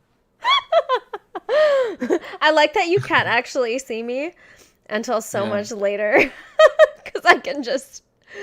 You can fucking get away with all sorts, can't you? Yep. Yeah.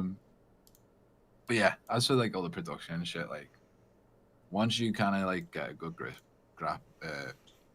once you grapple with it and get a like decent understanding of just like the basics. Because like I said to you the other night, like I'm only scratching the surface. There's so much for me to learn.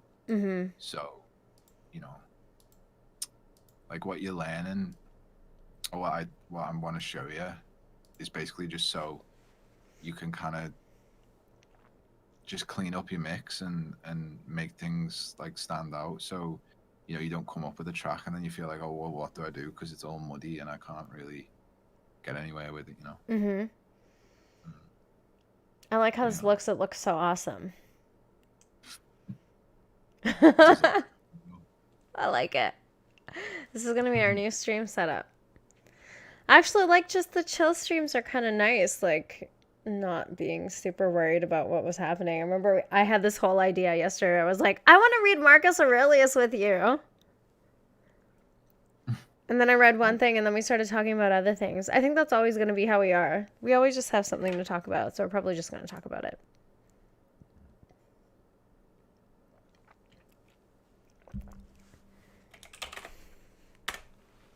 Oh, can't hear you. Your mic stopped working, you fucking idiot.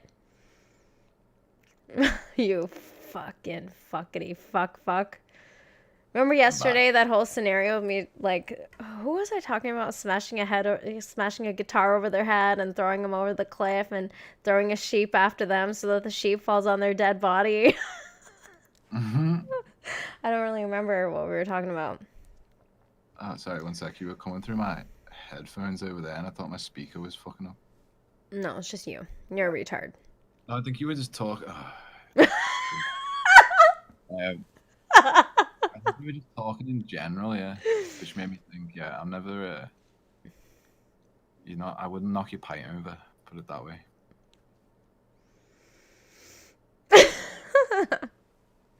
I fucking hate people.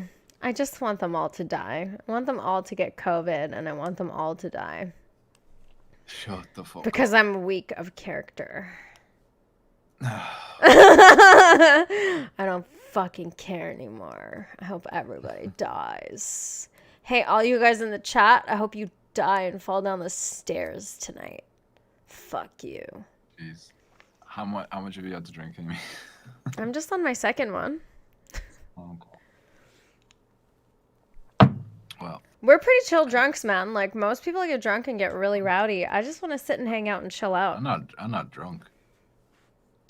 You're not? Okay, well, I'm definitely feeling it. Yeah, but you're like a foot smaller than me. It's true. I don't look like it, though. I look like I'm immense. That's one way of putting it. Yeah. Are you telling me I'm not immense? I said that's one way of putting it. I'm now playing the sweet, sweet sounds of chill lo-fi. Lo-fi music to chill and relax to. And so I'm just gonna go put me guitar back in the stack. Sure. 7 watching now. What's up, 7 people? How's it going? How are you passing your time in this quarantine? What are you doing? What the fuck are you up to? You're over here listening to me, I think, ish, maybe. I am a cheap date, Gavin. I like it. I hope that never changes. I don't want to be an expensive drunk. I like being able to have 2 drinks and being wasted. This is why I often do not drink very much. It takes way too little for me to get drunk. I would be a very easy, like, date rape drug target. I knew you were gonna fucking say that. I mean, I would never accept a drink from someone I didn't know, because that's just fucking dumb. But You were the one the other day saying if somebody put like, obviously it's different. a friend. Yeah, if a friend put Molly in my drink, I would not be that upset. If a friend put acid or mushrooms in my drink, I would be pretty pissed. Or acid or spiked something of mine that I was having with acid or mushrooms. Because that's way, way heavier than MDMA. Yeah. Do you not have another lighter in your home that you could get? I don't know. I might do. Go find one. Shut up. Go. I'll wait.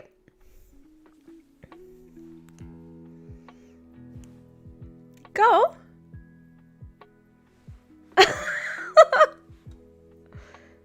Gah. As Chris likes to say. Nah. Gah. Is that the bottom? It is. Well, shit. Maybe what I need to do is make it bigger. Ah! Now I'm huge! Ha ha! Hold on. I feel like I didn't even do anything there. Yeah, I don't think anybody was going for date rape. It's just the first thing I thought of, because I have a very perverse mind. What are you gonna do? Honestly, not even 2 drinks, half a drink, half of a beer, and I feel like I get pretty buzzy, you know? But I don't mind that. I hate being the type of person who's like, oh, I drank like a 40 of vodka and I didn't even feel anything. Like, bitch, what are you fucking talking about? What are you talking about right now?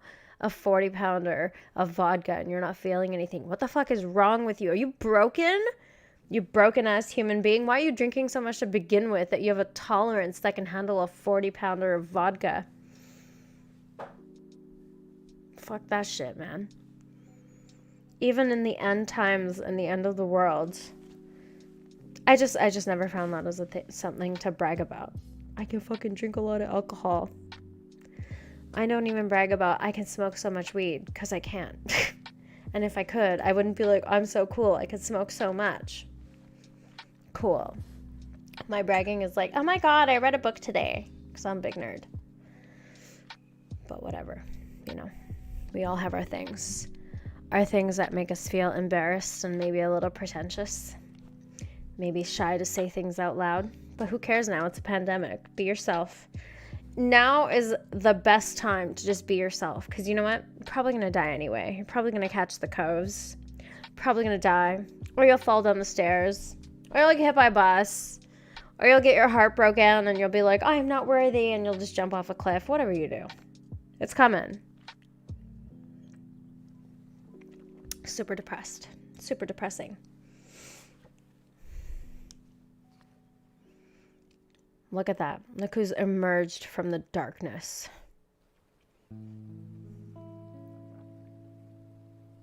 Come back. What are you doing? I like that big fuzzy hoodie. It's so awesome.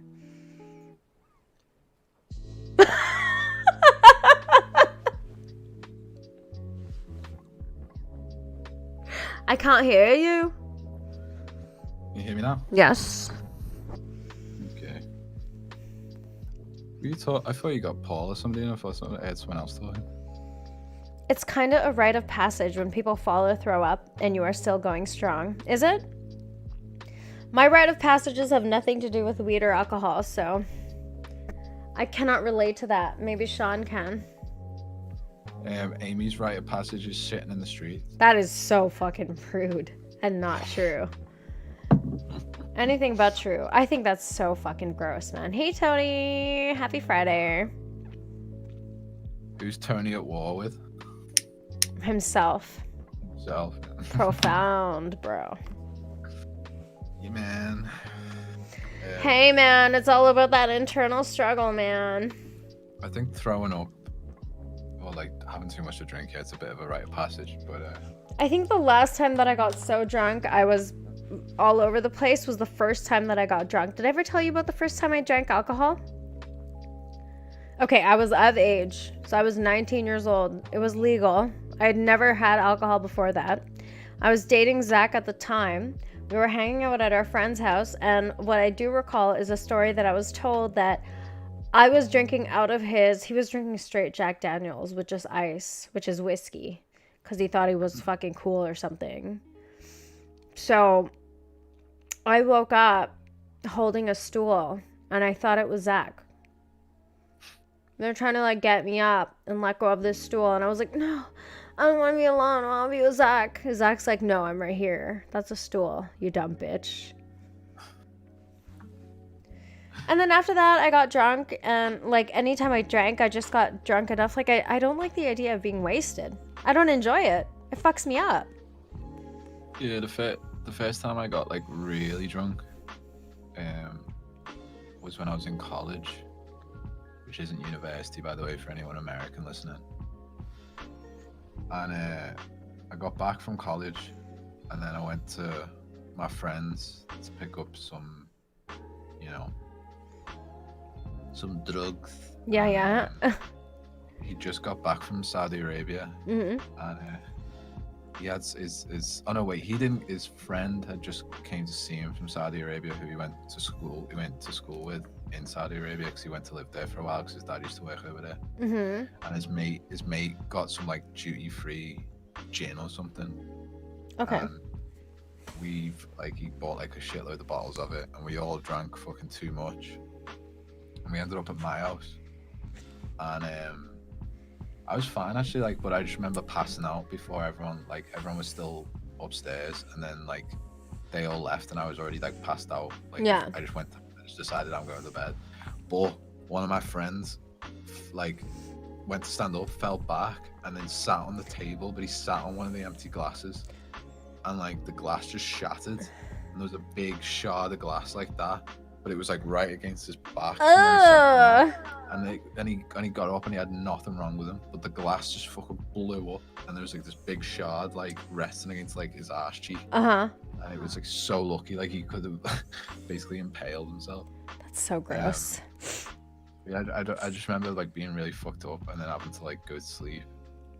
But then I only really got like that fucked up like a handful of times after that. Like threw up outside some girl's party, and mum parked her car over it, like when she got home or something, and then the sick was there, and the rain didn't wash it away for like. Oh. And it was still there when she moved her car finally, like after the weekend. It was and it was still there because it was like sunk for like days afterwards. It was fucking disgusting. I very That rarely was even- puke when I drink because I can't drink enough. I cannot drink enough because I get drunk too fast, and I can't like get to a point where I drink so much I puke. Yeah, well, that was the only time I ever threw up from drinking, and it was just because my mate was eating cheesecake, and it just made me feel sick. Mm-hmm. And because I was drunk, it didn't help, so I just went and fucking vomited. And yeah, never. I only ever had one whitey, smoking weed. What's a whitey? Like when you smoke too much weed and you go all fucking pale and you feel and you spin, your head's spinning, and you know you hit white. Did you Wow. not call it that? No, I've never heard that before. The only term I've heard is like blackout. Blackout. Yeah, that only happened to me once, but there was this kid we used to know, Tyrone, and he always used to hit white. Like all the fucking time. There's one time we were like, where the fuck's Tyrone gone? Like we were all sitting, we were like just chilling one night, Mm-hmm. and we were like, where the fuck's he gone? So we went looking for him, and we like the bathroom door was open, but the light was off. So we switched the light off, and he had really long hair, and he was just standing there in the dark with his hair in his face. And it was like he looked like the fucking Ring girl, and it was because he'd been like running water on his head, like trying to cool himself down. All his hair was like wet at the bottom, and that like all stuck to like, oh, he looked fucked up. That's so funny. Yeah. I love it.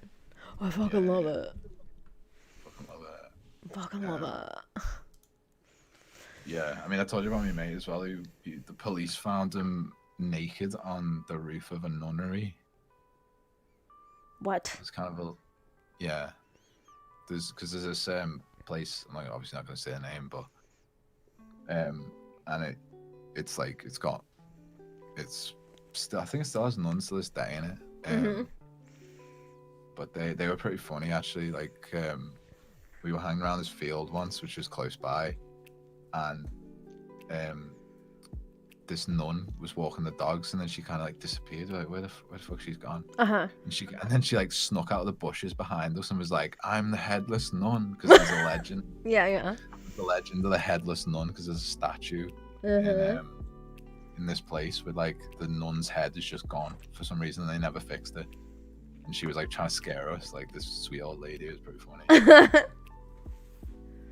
Yeah, You said like, sweet anyway, old like, lady, and it reminded me of your nan. Remind you of what you cut out there? Your nan. Yeah, she's a cool old lady. And then it reminded me of that Reddit post I sent you where like that kid went to go visit his nan, and he like touched the window, and she touched the window, and that was like them saying hi, and then he left. Yeah. Why? I feel so bad for people who can't see their grandparents. Like, especially if Worst she's one. healthy right now, right? So like, cause she's okay, it's super shitty because it's like, oh my god, someone should go see her and hang out with her because she's fine. But it's also like, you can't fucking see her because if you are asymptomatic and you have this fucking thing, you could kill your grandma, you asshole.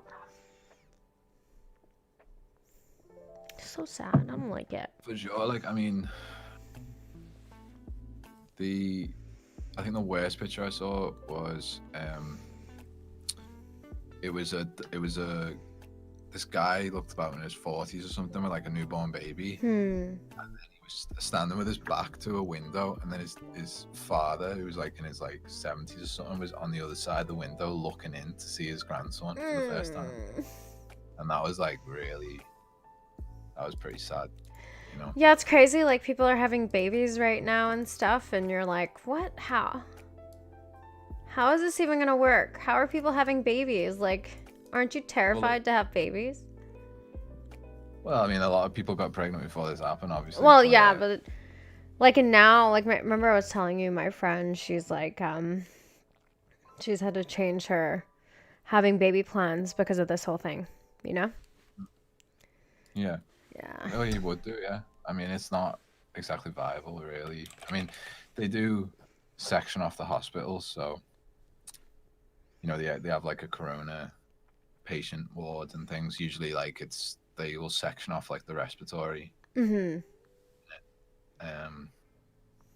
they have got it sectioned off, so it's still possible. I saw one hospital in London had the had like a portable cancer unit like outside the hospital, and then they had like an MRI machine like outside the hospital for people to come in, and yeah, they're doing a pretty fucking good job, even though things are pretty rough. Canada is fucking flying right now. We're doing great. Everybody's listening. Everybody's following social distancing rules. People are not going outside unless they need to. Even like walks and stuff. Well, I was walking outside the other day, remember, and I was talking to you and you were like, what the fuck is that? And it was like a family playing soccer, but it's like, whatever. Nobody else is outside. You can't get that mad at them, man. I could hear it, yeah. Yeah.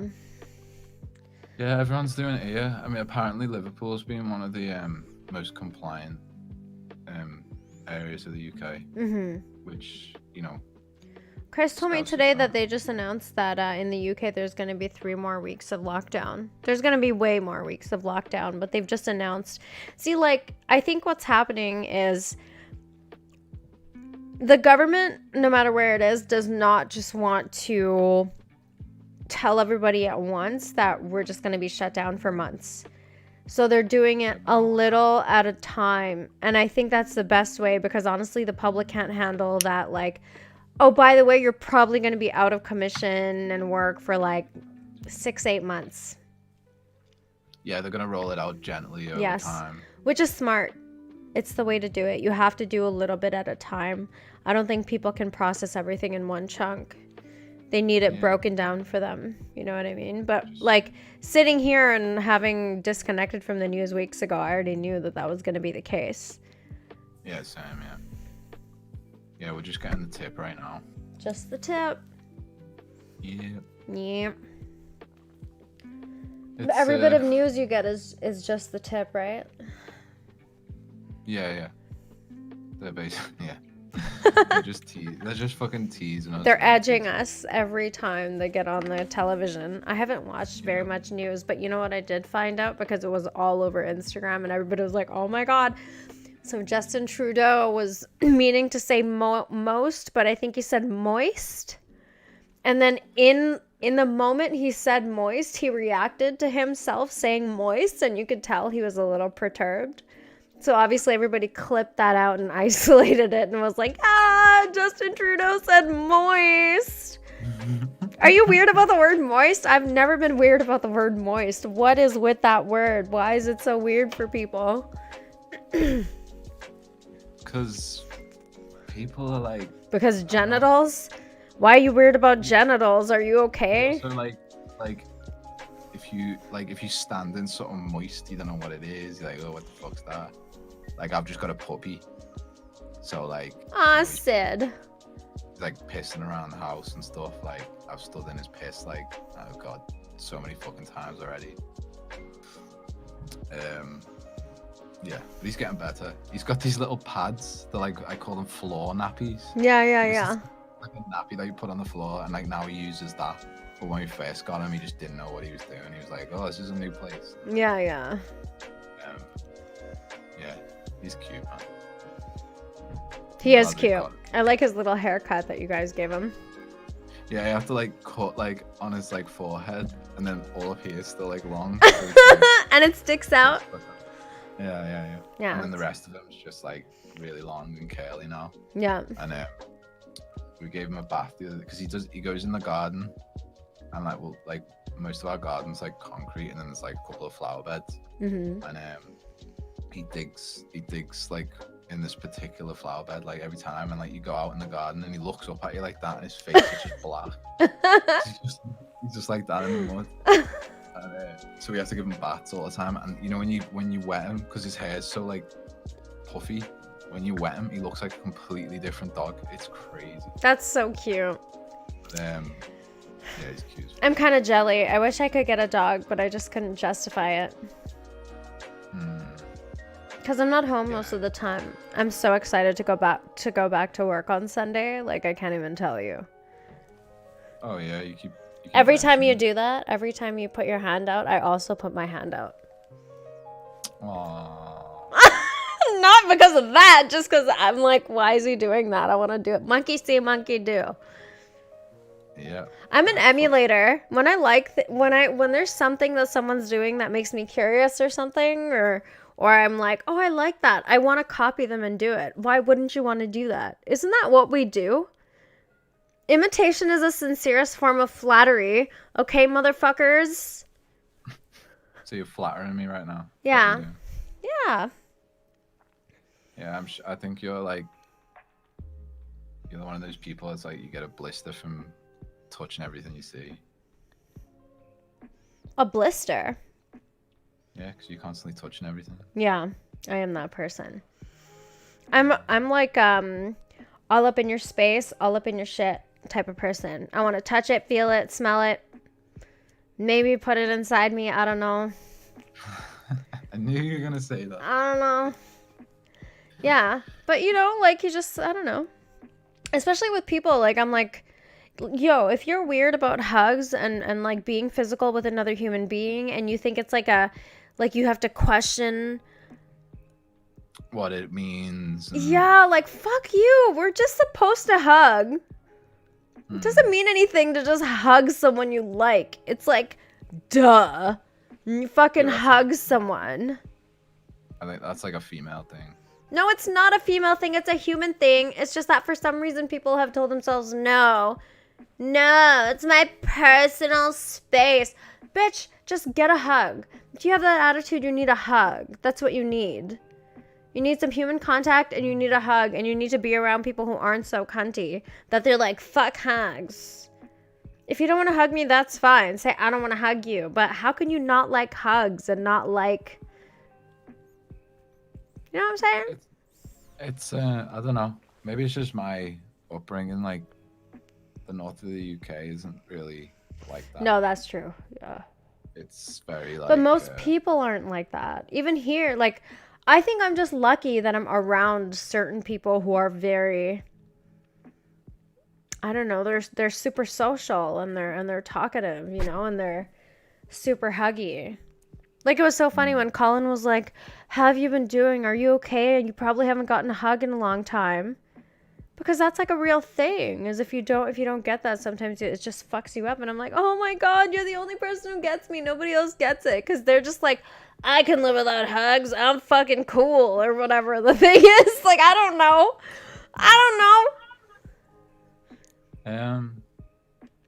Yeah, obviously that type of human touch is important. But I don't know. That's just not me. Like, it has to be like a certain type of relationship for any of that to happen, really. Gavin's like, we ain't touchy-feeling, but we'll help you out. Oh, yeah, exactly. Everybody's down to pervy touch. This is not impressive to me. I'm just talking about supplementary human physical contact, okay? You fucking perv. Who said that? Gavin. We ain't touchy, but we'll help you out. Oh, yeah. No, but I thought you meant about the pervy aspect of it. Oh, no. That's me. I don't know. I think I'm just like a kind of all or nothing type person, I guess. You know what I mean? Yeah, but that's stupid. You're fucking dumb. I don't even know why you're alive. I'm here purposely to annoy you. I know. I don't mind because I annoy you too, so. God, that's a fucking understatement. Guess what? I gotta pee again, so can you handle this shit? Can you just smoke on camera and be an art fag for a minute? I'll be right back. Yep. Okay. Where did Gavin say he was from? Montreal, Quebec. Him go take a fucking piss. Oh, okay. So rude. Rude. Sheffield. Never been. You're a Sheffield Wednesday fan then? Two English guys, you'll end up talking about football. It's pretty inevitable. Inevitable. Pronounce your words, bitch.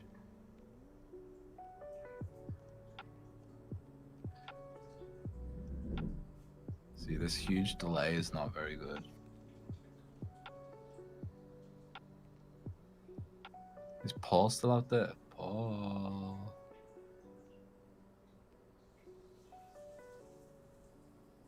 guess Gavin isn't a footy fan then.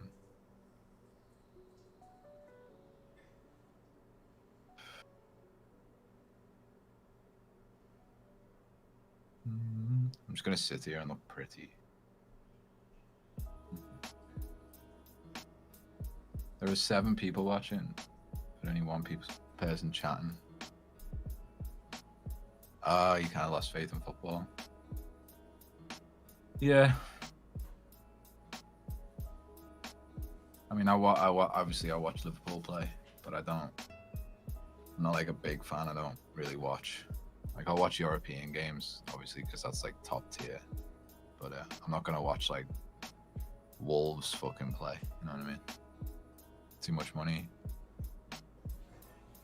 Yeah, I know, it's a different vibe over here. People will fucking forego food to buy like a season ticket in Liverpool. It's pretty crazy. That's how much we love it. Yeah, fair enough. For fuck's sake. Mind you can always just watch it on the TV if you really want to. Also, as well, if your team's not doing that good, I can see why you would lose faith. You know what I mean? For a lot of people around the country.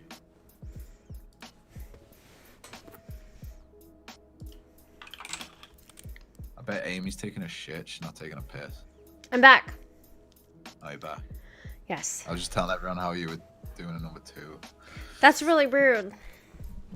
Yeah, she shits like a rabbit, like really quick fire. Like, I mean, isn't that the way to do it? I don't understand people who are like, I need to sit on the toilet for 45 minutes and I take a book or my phone in there. If I'm going number 2, I never take my phone. I think that is so rude and disrespectful. oh yeah, it was disrespectful to your fucking self. No, disrespectful to people. I don't want to be texting people while I'm making brown. Okay. That's so gross. Yeah, but like people will like watch something on their phone. Yeah, I don't want to get poo particles on my phone, bro. But that's what I'm saying. That's the main fucking objective, not to fucking take your phone in. Yeah, I don't like that idea. Even to pee, I won't take it because I'm in there for what, 30 seconds when I have to pee? What do I need my phone for? Maybe taking selfies and stuff. While I'm taking a dump. While you're going for a piddle. Okay, so Gavin said the bog is a good place to think. Okay, fine. Here's the question. The toilet or the shower? I prefer the shower. I like thinking in the shower. Yeah, but if I think in the shower, I spend too long in there. I don't mind that. I don't mind getting all wrinkly and soggy and gross. That's fine. Tis what tis. You're wrinkly and gross anyway, so. Yeah, that's the cost of being 30. Shit, what am I, 32? Something like that, yeah. Yeah, I'm an old bag. Let's just say 30 something. Can you believe I ordered alcohol to my house today? I ordered a bottle of wine, a bottle of whiskey, and 2 liters of Diet Pepsi.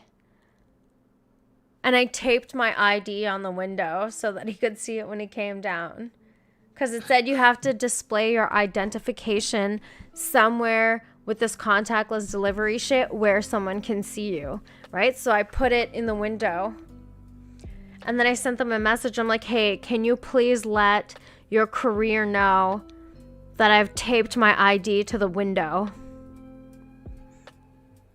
Taking too long in the shower, you are doing something else. Maybe if you're a dude, I don't know about you, but I feel like water kind of ruins that like lubey feeling against your genitals. And soap, no. Just no, it doesn't work. And what doesn't work? Soap as lube? No. No. Over fucking rated anything to do with that in the shower. Yeah. Definitely. Yeah, actually, I think you're right. I might agree with that. Yeah. No, yeah, I mean, I don't think I've ever done that. You've never Maybe jerked like off in the shower? Maybe like once or twice, but not enough to where like I can remember like the last time I did it. Yeah. It's Then not again, worth I mean, it. I don't really, you know. I think me, you, and Eric were talking about this a while back. Like, I don't really do that shit anymore, to be honest. I mean, I think it depends on the time, right? Sometimes a mood strikes. Sometimes it doesn't. Yeah, but sometimes it strikes, and I'm just like, Whatever. No. yeah, I'm like, man, you know what I mean? I don't know. It's not that really. It's like once you get past a certain age as a guy, and Needing to like, jerk off so much is like akin to like, to me, bragging about how much pussy you get like as an older individual. Like, oh, congratulations, you were able to get laid. The one thing that every fucking human being on this planet should be able to do, because that's what we're here to do, is reproduce and multiply. yeah, it is. It is. It's not that special, man. Yeah, it's obviously not special. It's not worth bragging about. But I think with guys, because what is it Bill Burr says about how, you know, with a guy's called a stud, a girl's called a slut, and like the big difference is because women can just get it wherever the fuck they want. For a guy, it's actually a challenge. So I can see why they brag about it, but it's like, yeah, once you get past a certain age, it's like. But nowadays, I feel like the easy has leveled out. Like, there's just as many easy chicks as there are easy dudes. What? Are you fucking serious? No, I'm talking It's about easiness of, like, getting sex. Because there's just as many easy girls as there are guys who are looking for sex. No, you don't think so? There's way less easy girls? It's gotten even harder. Really? Because. Well, I guess I'm Oh, not yeah, a dude, so I wouldn't know. Well, it like you just look at the right. So, women always have more options than men. That's just how it works. Easy. All throughout time, and now with social media and all the dating apps and all this shit, Yeah. it's women have even more options, and if the more options a woman has, the higher standard of male she's going to be able to pick from. Mm-hmm. So that means that like the percentage of men who are actually able to get like attractive women, that percentage becomes smaller and smaller. I mean, it's easy if you're like gonna like lower your standards. Of course, anything's gonna be easy if you lower your standards, because you're just creating a bigger pool of options. Yeah, of course. I mean, are you really gonna want to do that? I mean, me, no. People, yes, because some people are just more desperate to stick their dick in a person. And I get it. Like, you kind of need the physical contact and stuff, but I don't know. I just, I think of every dick as like a contaminant. And unless you give me good reasons to allow you to, like, contaminate my essence with your essence, then I'd rather not. This is spiritual shit for me, man. You can't just be fucking anybody. I'm so trad life like that. I don't want to fuck everybody. I just want to fuck a few. If I make a mistake after I've assessed that I think they're worthy of fucking, then... Because generally the idea should be, I can get pregnant by accident, so I really should only fuck people I really want to fuck. Or who I think that if I got pregnant by accident would make a semi-decent dad. But most of the time, that's not the case. Well, I think women are obviously more picky. They should be. Obviously, there's not. Obviously, we run the sexual markets, okay? We should be picky. Exactly. Well, I mean, you are just picky by nature, just for me, yeah, but no, I mean women in general. Yeah. Obviously, there's exceptions to the rule. These are just picky, like just because of, you know, the trade-off. Like if you do get pregnant, obviously, and then also you run in the fucking sexual market, you know. And what is it? I think Jordan Peterson was saying every woman has on average 1.5 children, and like men, it's like, I think it's like the average is something like, I don't know, like something ridiculous like 0, or if that would even work. I don't know. Point is, you have more female ancestors than males, because males are pretty much just disposable. Men are disposable, women are objects. Yep. Yeah, doesn't it make you just want to kill yourself? Just kidding. Yeah, well, I mean, you may as well join the war. Go be in the army. Well, I think with a lot of guys, I think if you're lucky in terms of like your genetics, like how good looking you are, you know, average and above. So if you're like average looks and above, if you figure it out quick as a young man, you know, you'll have your fun and you get to a certain age where you kind of chill out with that. And the thing as well is like trying too hard is never really a good plan of action. And I think some guys don't get that shit out of the way at a young age, so they feel like as they get older they've just got to get as much as they can, and they like lower the standards and they make bad decisions. And yeah, look, it's not a bad deal, but I guess it is a bit rough for some guys.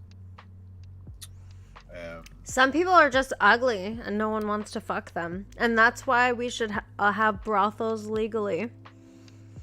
Yeah, exactly. I mean, Bobby Lee talks about this all the time. When he was young, like he just couldn't get anything. That was his only option was that. But even now, like Bobby's not the most attractive guy. No, but like the thing is, women select on many other levels. Yes, I know that. But in our world, aesthetics are super important. Like he's just lucky that he found a girl who's like super cool and just really likes him.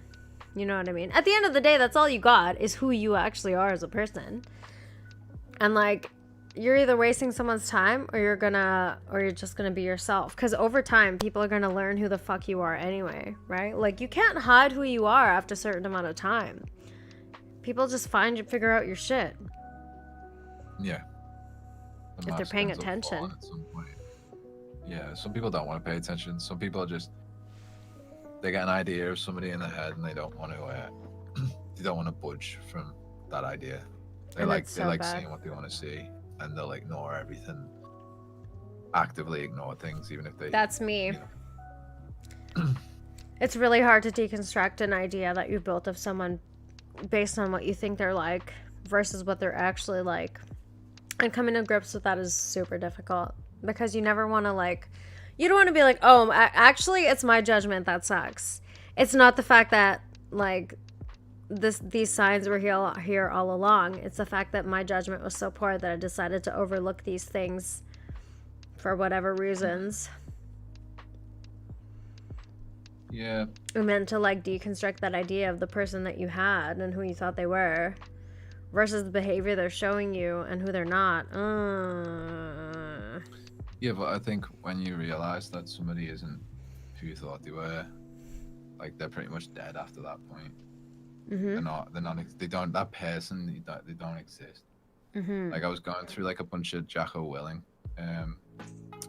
clips, and there was one where he's talking about that. That person never existed. And so you will feel shit when you come to that realization, because it's like losing, you do lose somebody, as in a concept of somebody, but if you realize they never really existed, I think that makes it a little bit easier to get over these types of situations. But sometimes, man, those people twist your head right up, because their head is twisted right up, right? So if someone's head is super twisted and they have some fucking really messed up ideas about themselves, and if you like a person, sometimes you'll buy into the advertisement of what they're telling you they are like as a person, and it twists your head up. Your reality is warped by the story that this person has told himself, because they're telling that story to you.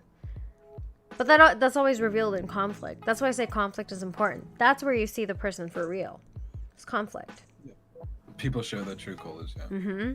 Can't help it. Well, yeah, you can't, because your true, not your true motives, but your true anxieties come out in conflict or any kind of high pressure situation. Mm-hmm.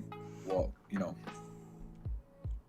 if you're in a high pressure situation and your main objective is yourself, then you're going to make selfish decisions. But if yours is a healthy kind of, yeah, I've got to take care of me, but also I give a shit about this person, you're going to try your best to help them out.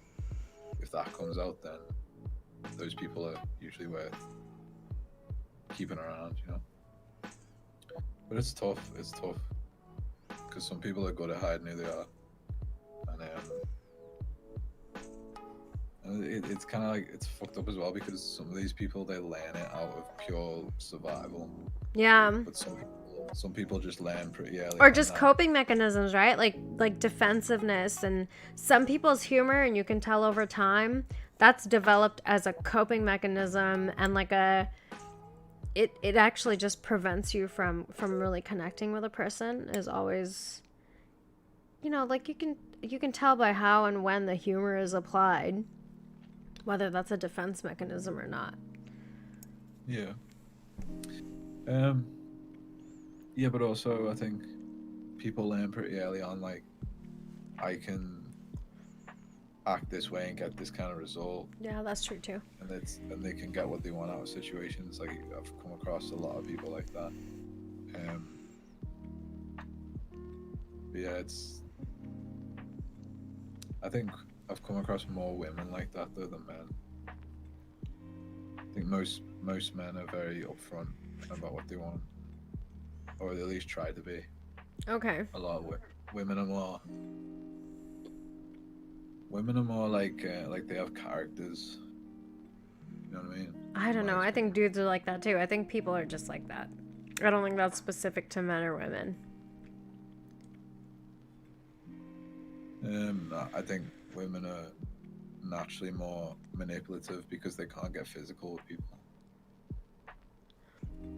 Okay.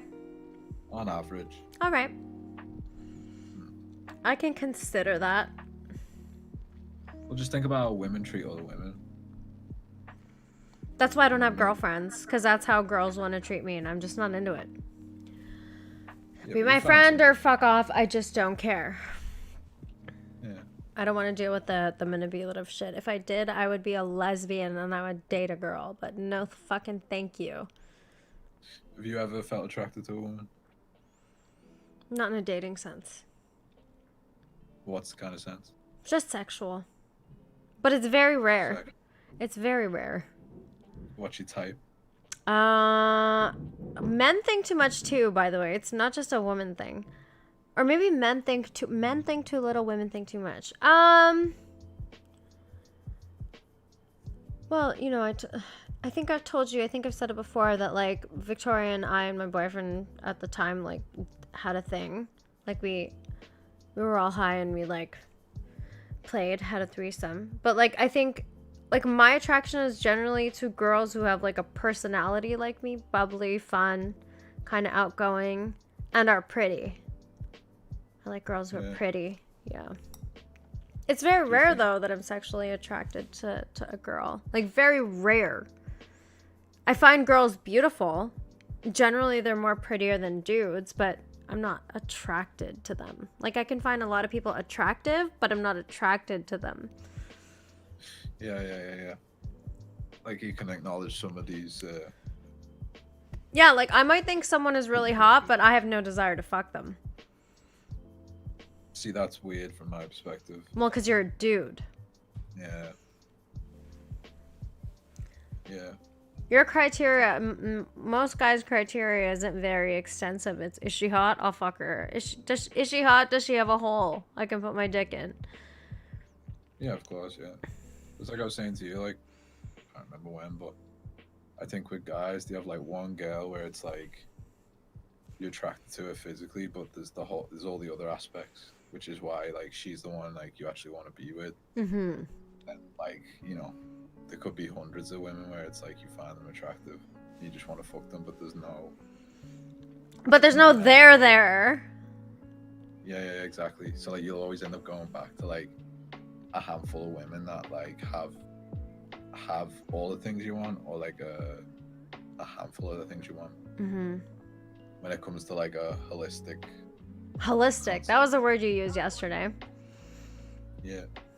I don't know, it's fucked up because I mean in reality it's like I could wake up tomorrow and want something completely different. Like I don't know what the fuck's gonna.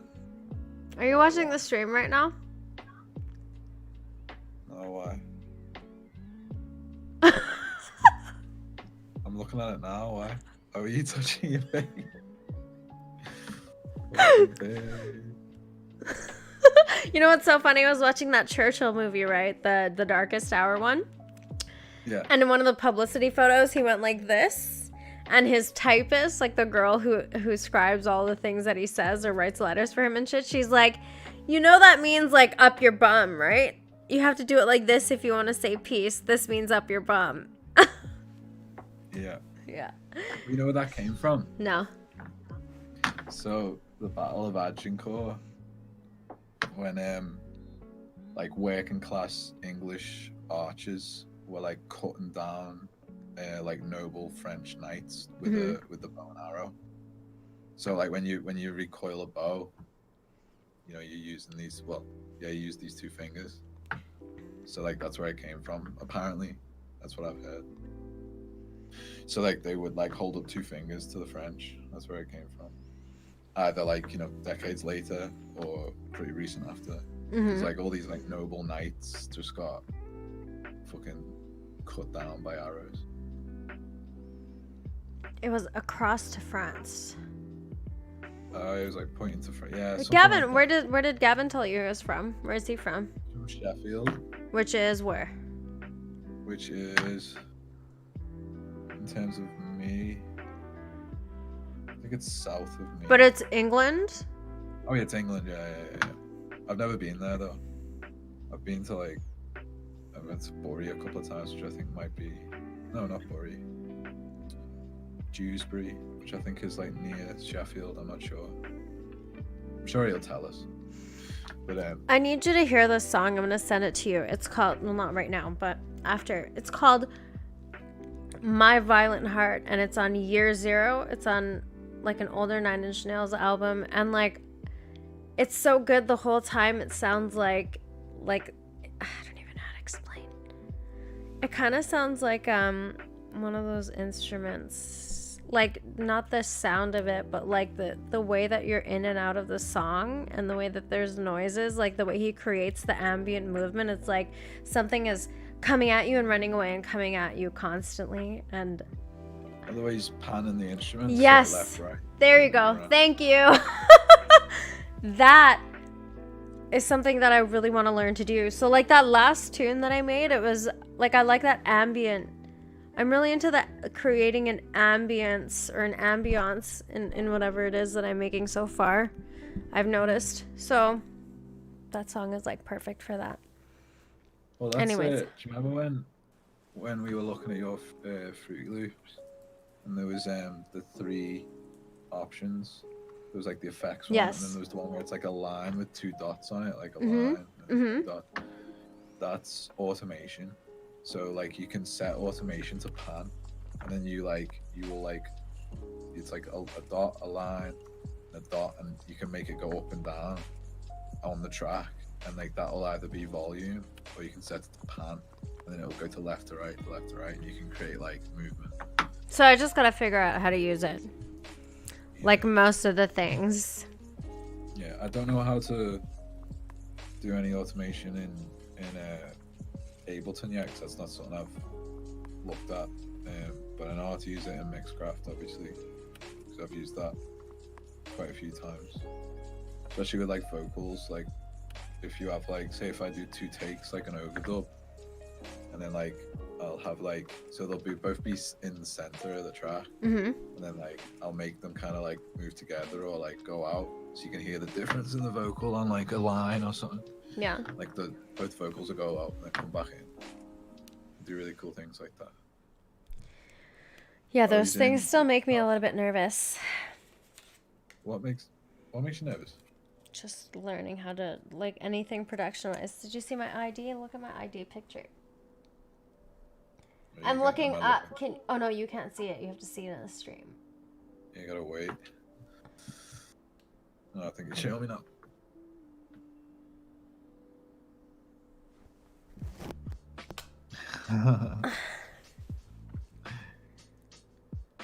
You look like somebody. Don't I look like I just saw a ghost?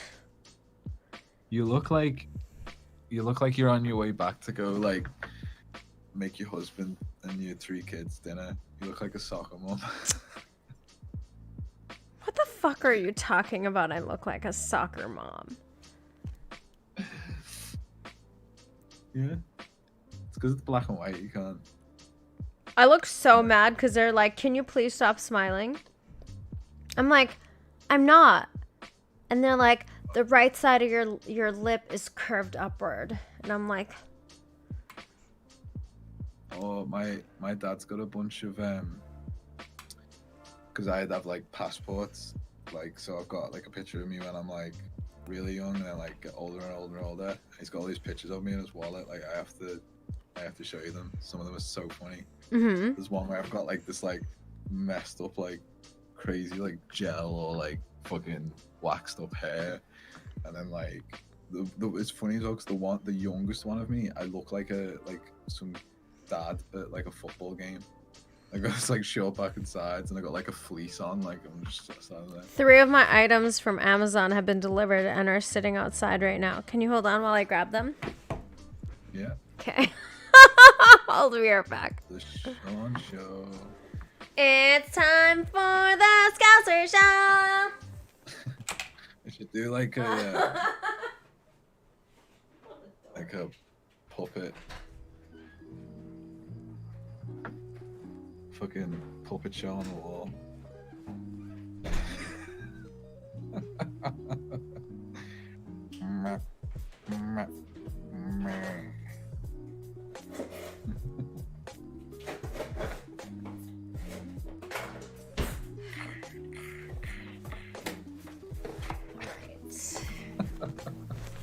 That's good. It's always nice when shit comes in the mail.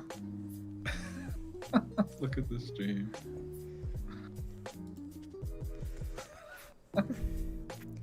I missed the stream.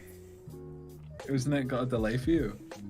Yeah, but I think I missed it on the screen too. Uh-oh. I just dropped the box that I needed. Fuck.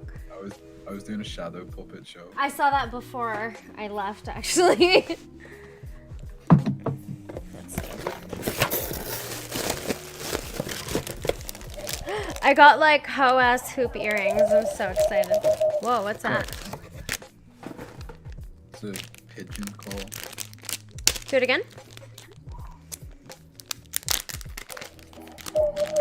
Look at you.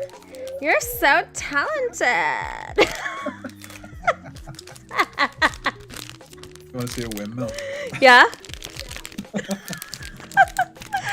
It's actually a helicopter, technically. Yeah, but well, you could say both, really. Are you ready? I'm gonna put on these hoe-ass earrings. Let's see what they look like. I haven't taken these earrings out in years. The ones I'm wearing.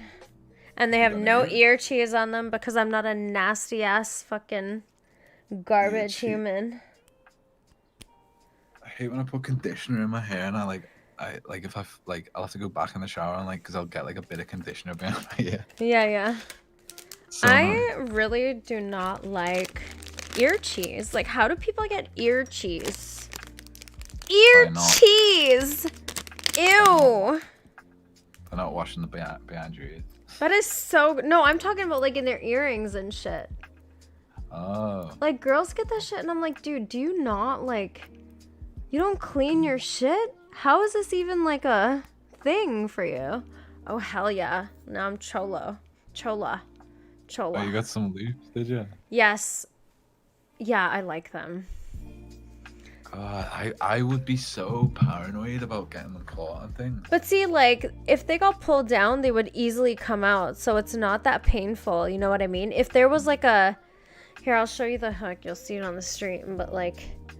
This thing just clips down, so if someone pulls it, the thing will easily come down, and it'll just pop right off, as opposed to, like...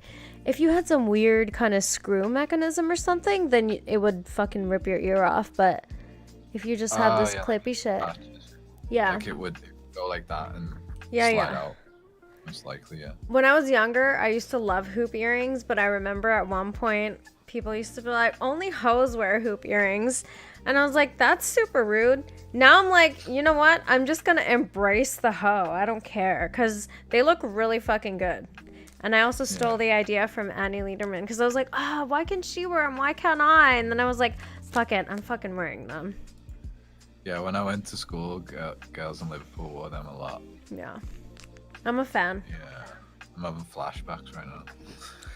I just want to really get in touch with my chola side. Like Anna Kasparian. But don't let me go that low. God, no. That's super. Of course, I'm a hoe. They only suit the hoes. Whatever you say. Works well for me. And it's so weird with PJs wearing hoop earrings.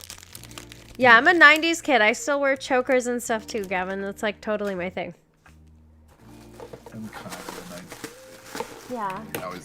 I was like too young to kind of experience the 90s, so. Remember I told you I got that like checkered pop-it for my phone? It's gonna look super cool, like I'm punk, because I got the neon case and I'm gonna stick it on my phone. It's gonna look so cool. Taking fashion tips from fucking Gavin McInnes or something. No. Okay. Hold your phone. Pull twice to grab. Close flat to pocket. I have a bunch of like flannels and stuff from years ago, but I don't know where they are. I used to have this really cool like blue and black flannel, and it had like all the padding inside. It was like really warm. That got all fucked up, like ripped and shit from skating in it. Oh. Well, that was the thing. Like, I mean, anyone who ever skates knows that like your clothes don't last 5 minutes. Well, no, because you're always falling and you're rubbing a lot of shit and you're always Just, moving like, around. Slide out, like if you're bombing a hill. Yeah. Like if you're bombing a hill and you slide out, and like so like instead of fucking getting speed wobbles and like sliding your fucking face on the concrete, you'll like slide your board, slide out, sit down, and like the ass of your jeans just fucking disappears. The ass of your jeans? Yeah, so like the pocket will fucking come off. Or like That's hilarious. really, yeah, like people don't realize like how like I've seen people's like arms just snap like nothing. Like if you fall on arms, doesn't matter how strong you are, like your bones, if you fall on them wrong, like they fucking go in a second. I'm First thing so is glad always- I've never broken anything. Knock on fucking wood. You see my fist? If you look at that, this knuckle. Yeah. like, Oh. Like, you see the way it drops down? What is that? Is that from getting in fights and shit? Yeah, it's like broken. So like, see the way that one's straight and that one's dropped? Yeah. This one's dropped, yeah. And I would show you my foot, but I'm not getting my foot on screen, but like I've just got, the bone's got like a massive, like extra, like lump of bone around it from when I snapped it. And I'm pretty sure I broke my ankle once, but I have never broken a bone in my body.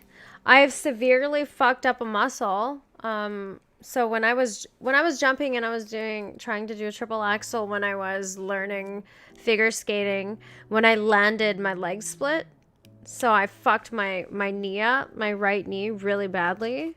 That's probably the shittiest thing that's happened to me in terms of injury, but what was it like your, what's it, crucial? I don't know. It's right here. It was right here on the right hand side. It was super shit. On the side? Yeah, and it screwed up my kneecap forever. Yeah, because on the side of your knee, they're the tendons. I think it's tendons that like, and your muscles obviously like which are attached. Like they're primarily for balance. So if you ever like fuck your knee up doing anything like they're the ones to go, I think. Yeah. Oh, I love getting stuff from Amazon. Everything is super delayed right now too, so it's kind of like. You're breaking up for some reason. Can you hear me now? Yep. I said I love getting stuff from Amazon. But everything's delayed.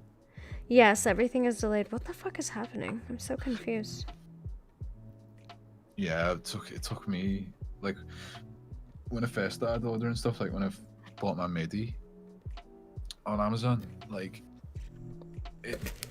took about like 3 days or something. It wasn't bad.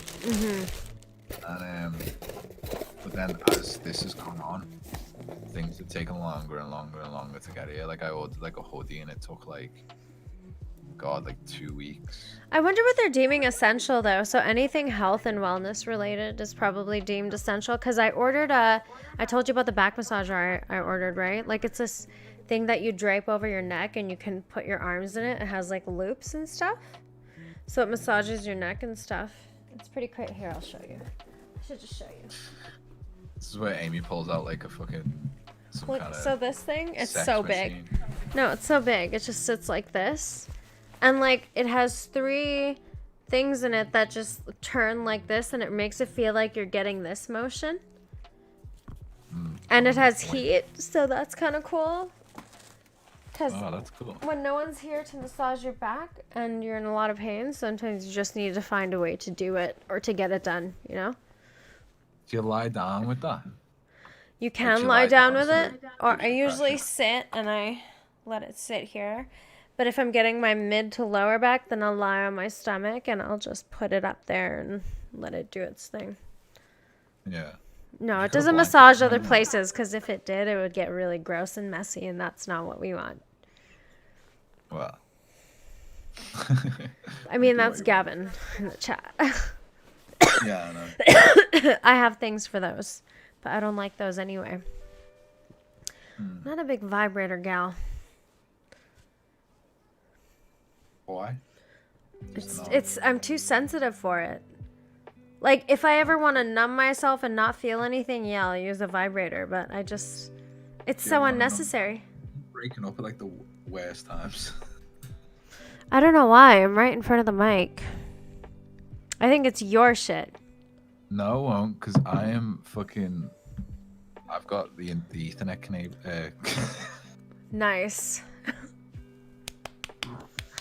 Fucking. Well, I mean, it is 3:00 in the morning for you, so. What? So my computer's tired? Is that what you're telling me? No, I'm saying you're fucking tired and retarded. Bitch, shut the fuck up. Bitch. What were you saying? So, what? You're too sensitive for them? I just don't. I've never felt the need for them. When I do use them, I'm always like, why did I even do that? You broke up again. I really don't know what to do about that. Yeah. So I'm guessing you're just too sensitive and it doesn't appeal to you. Yes.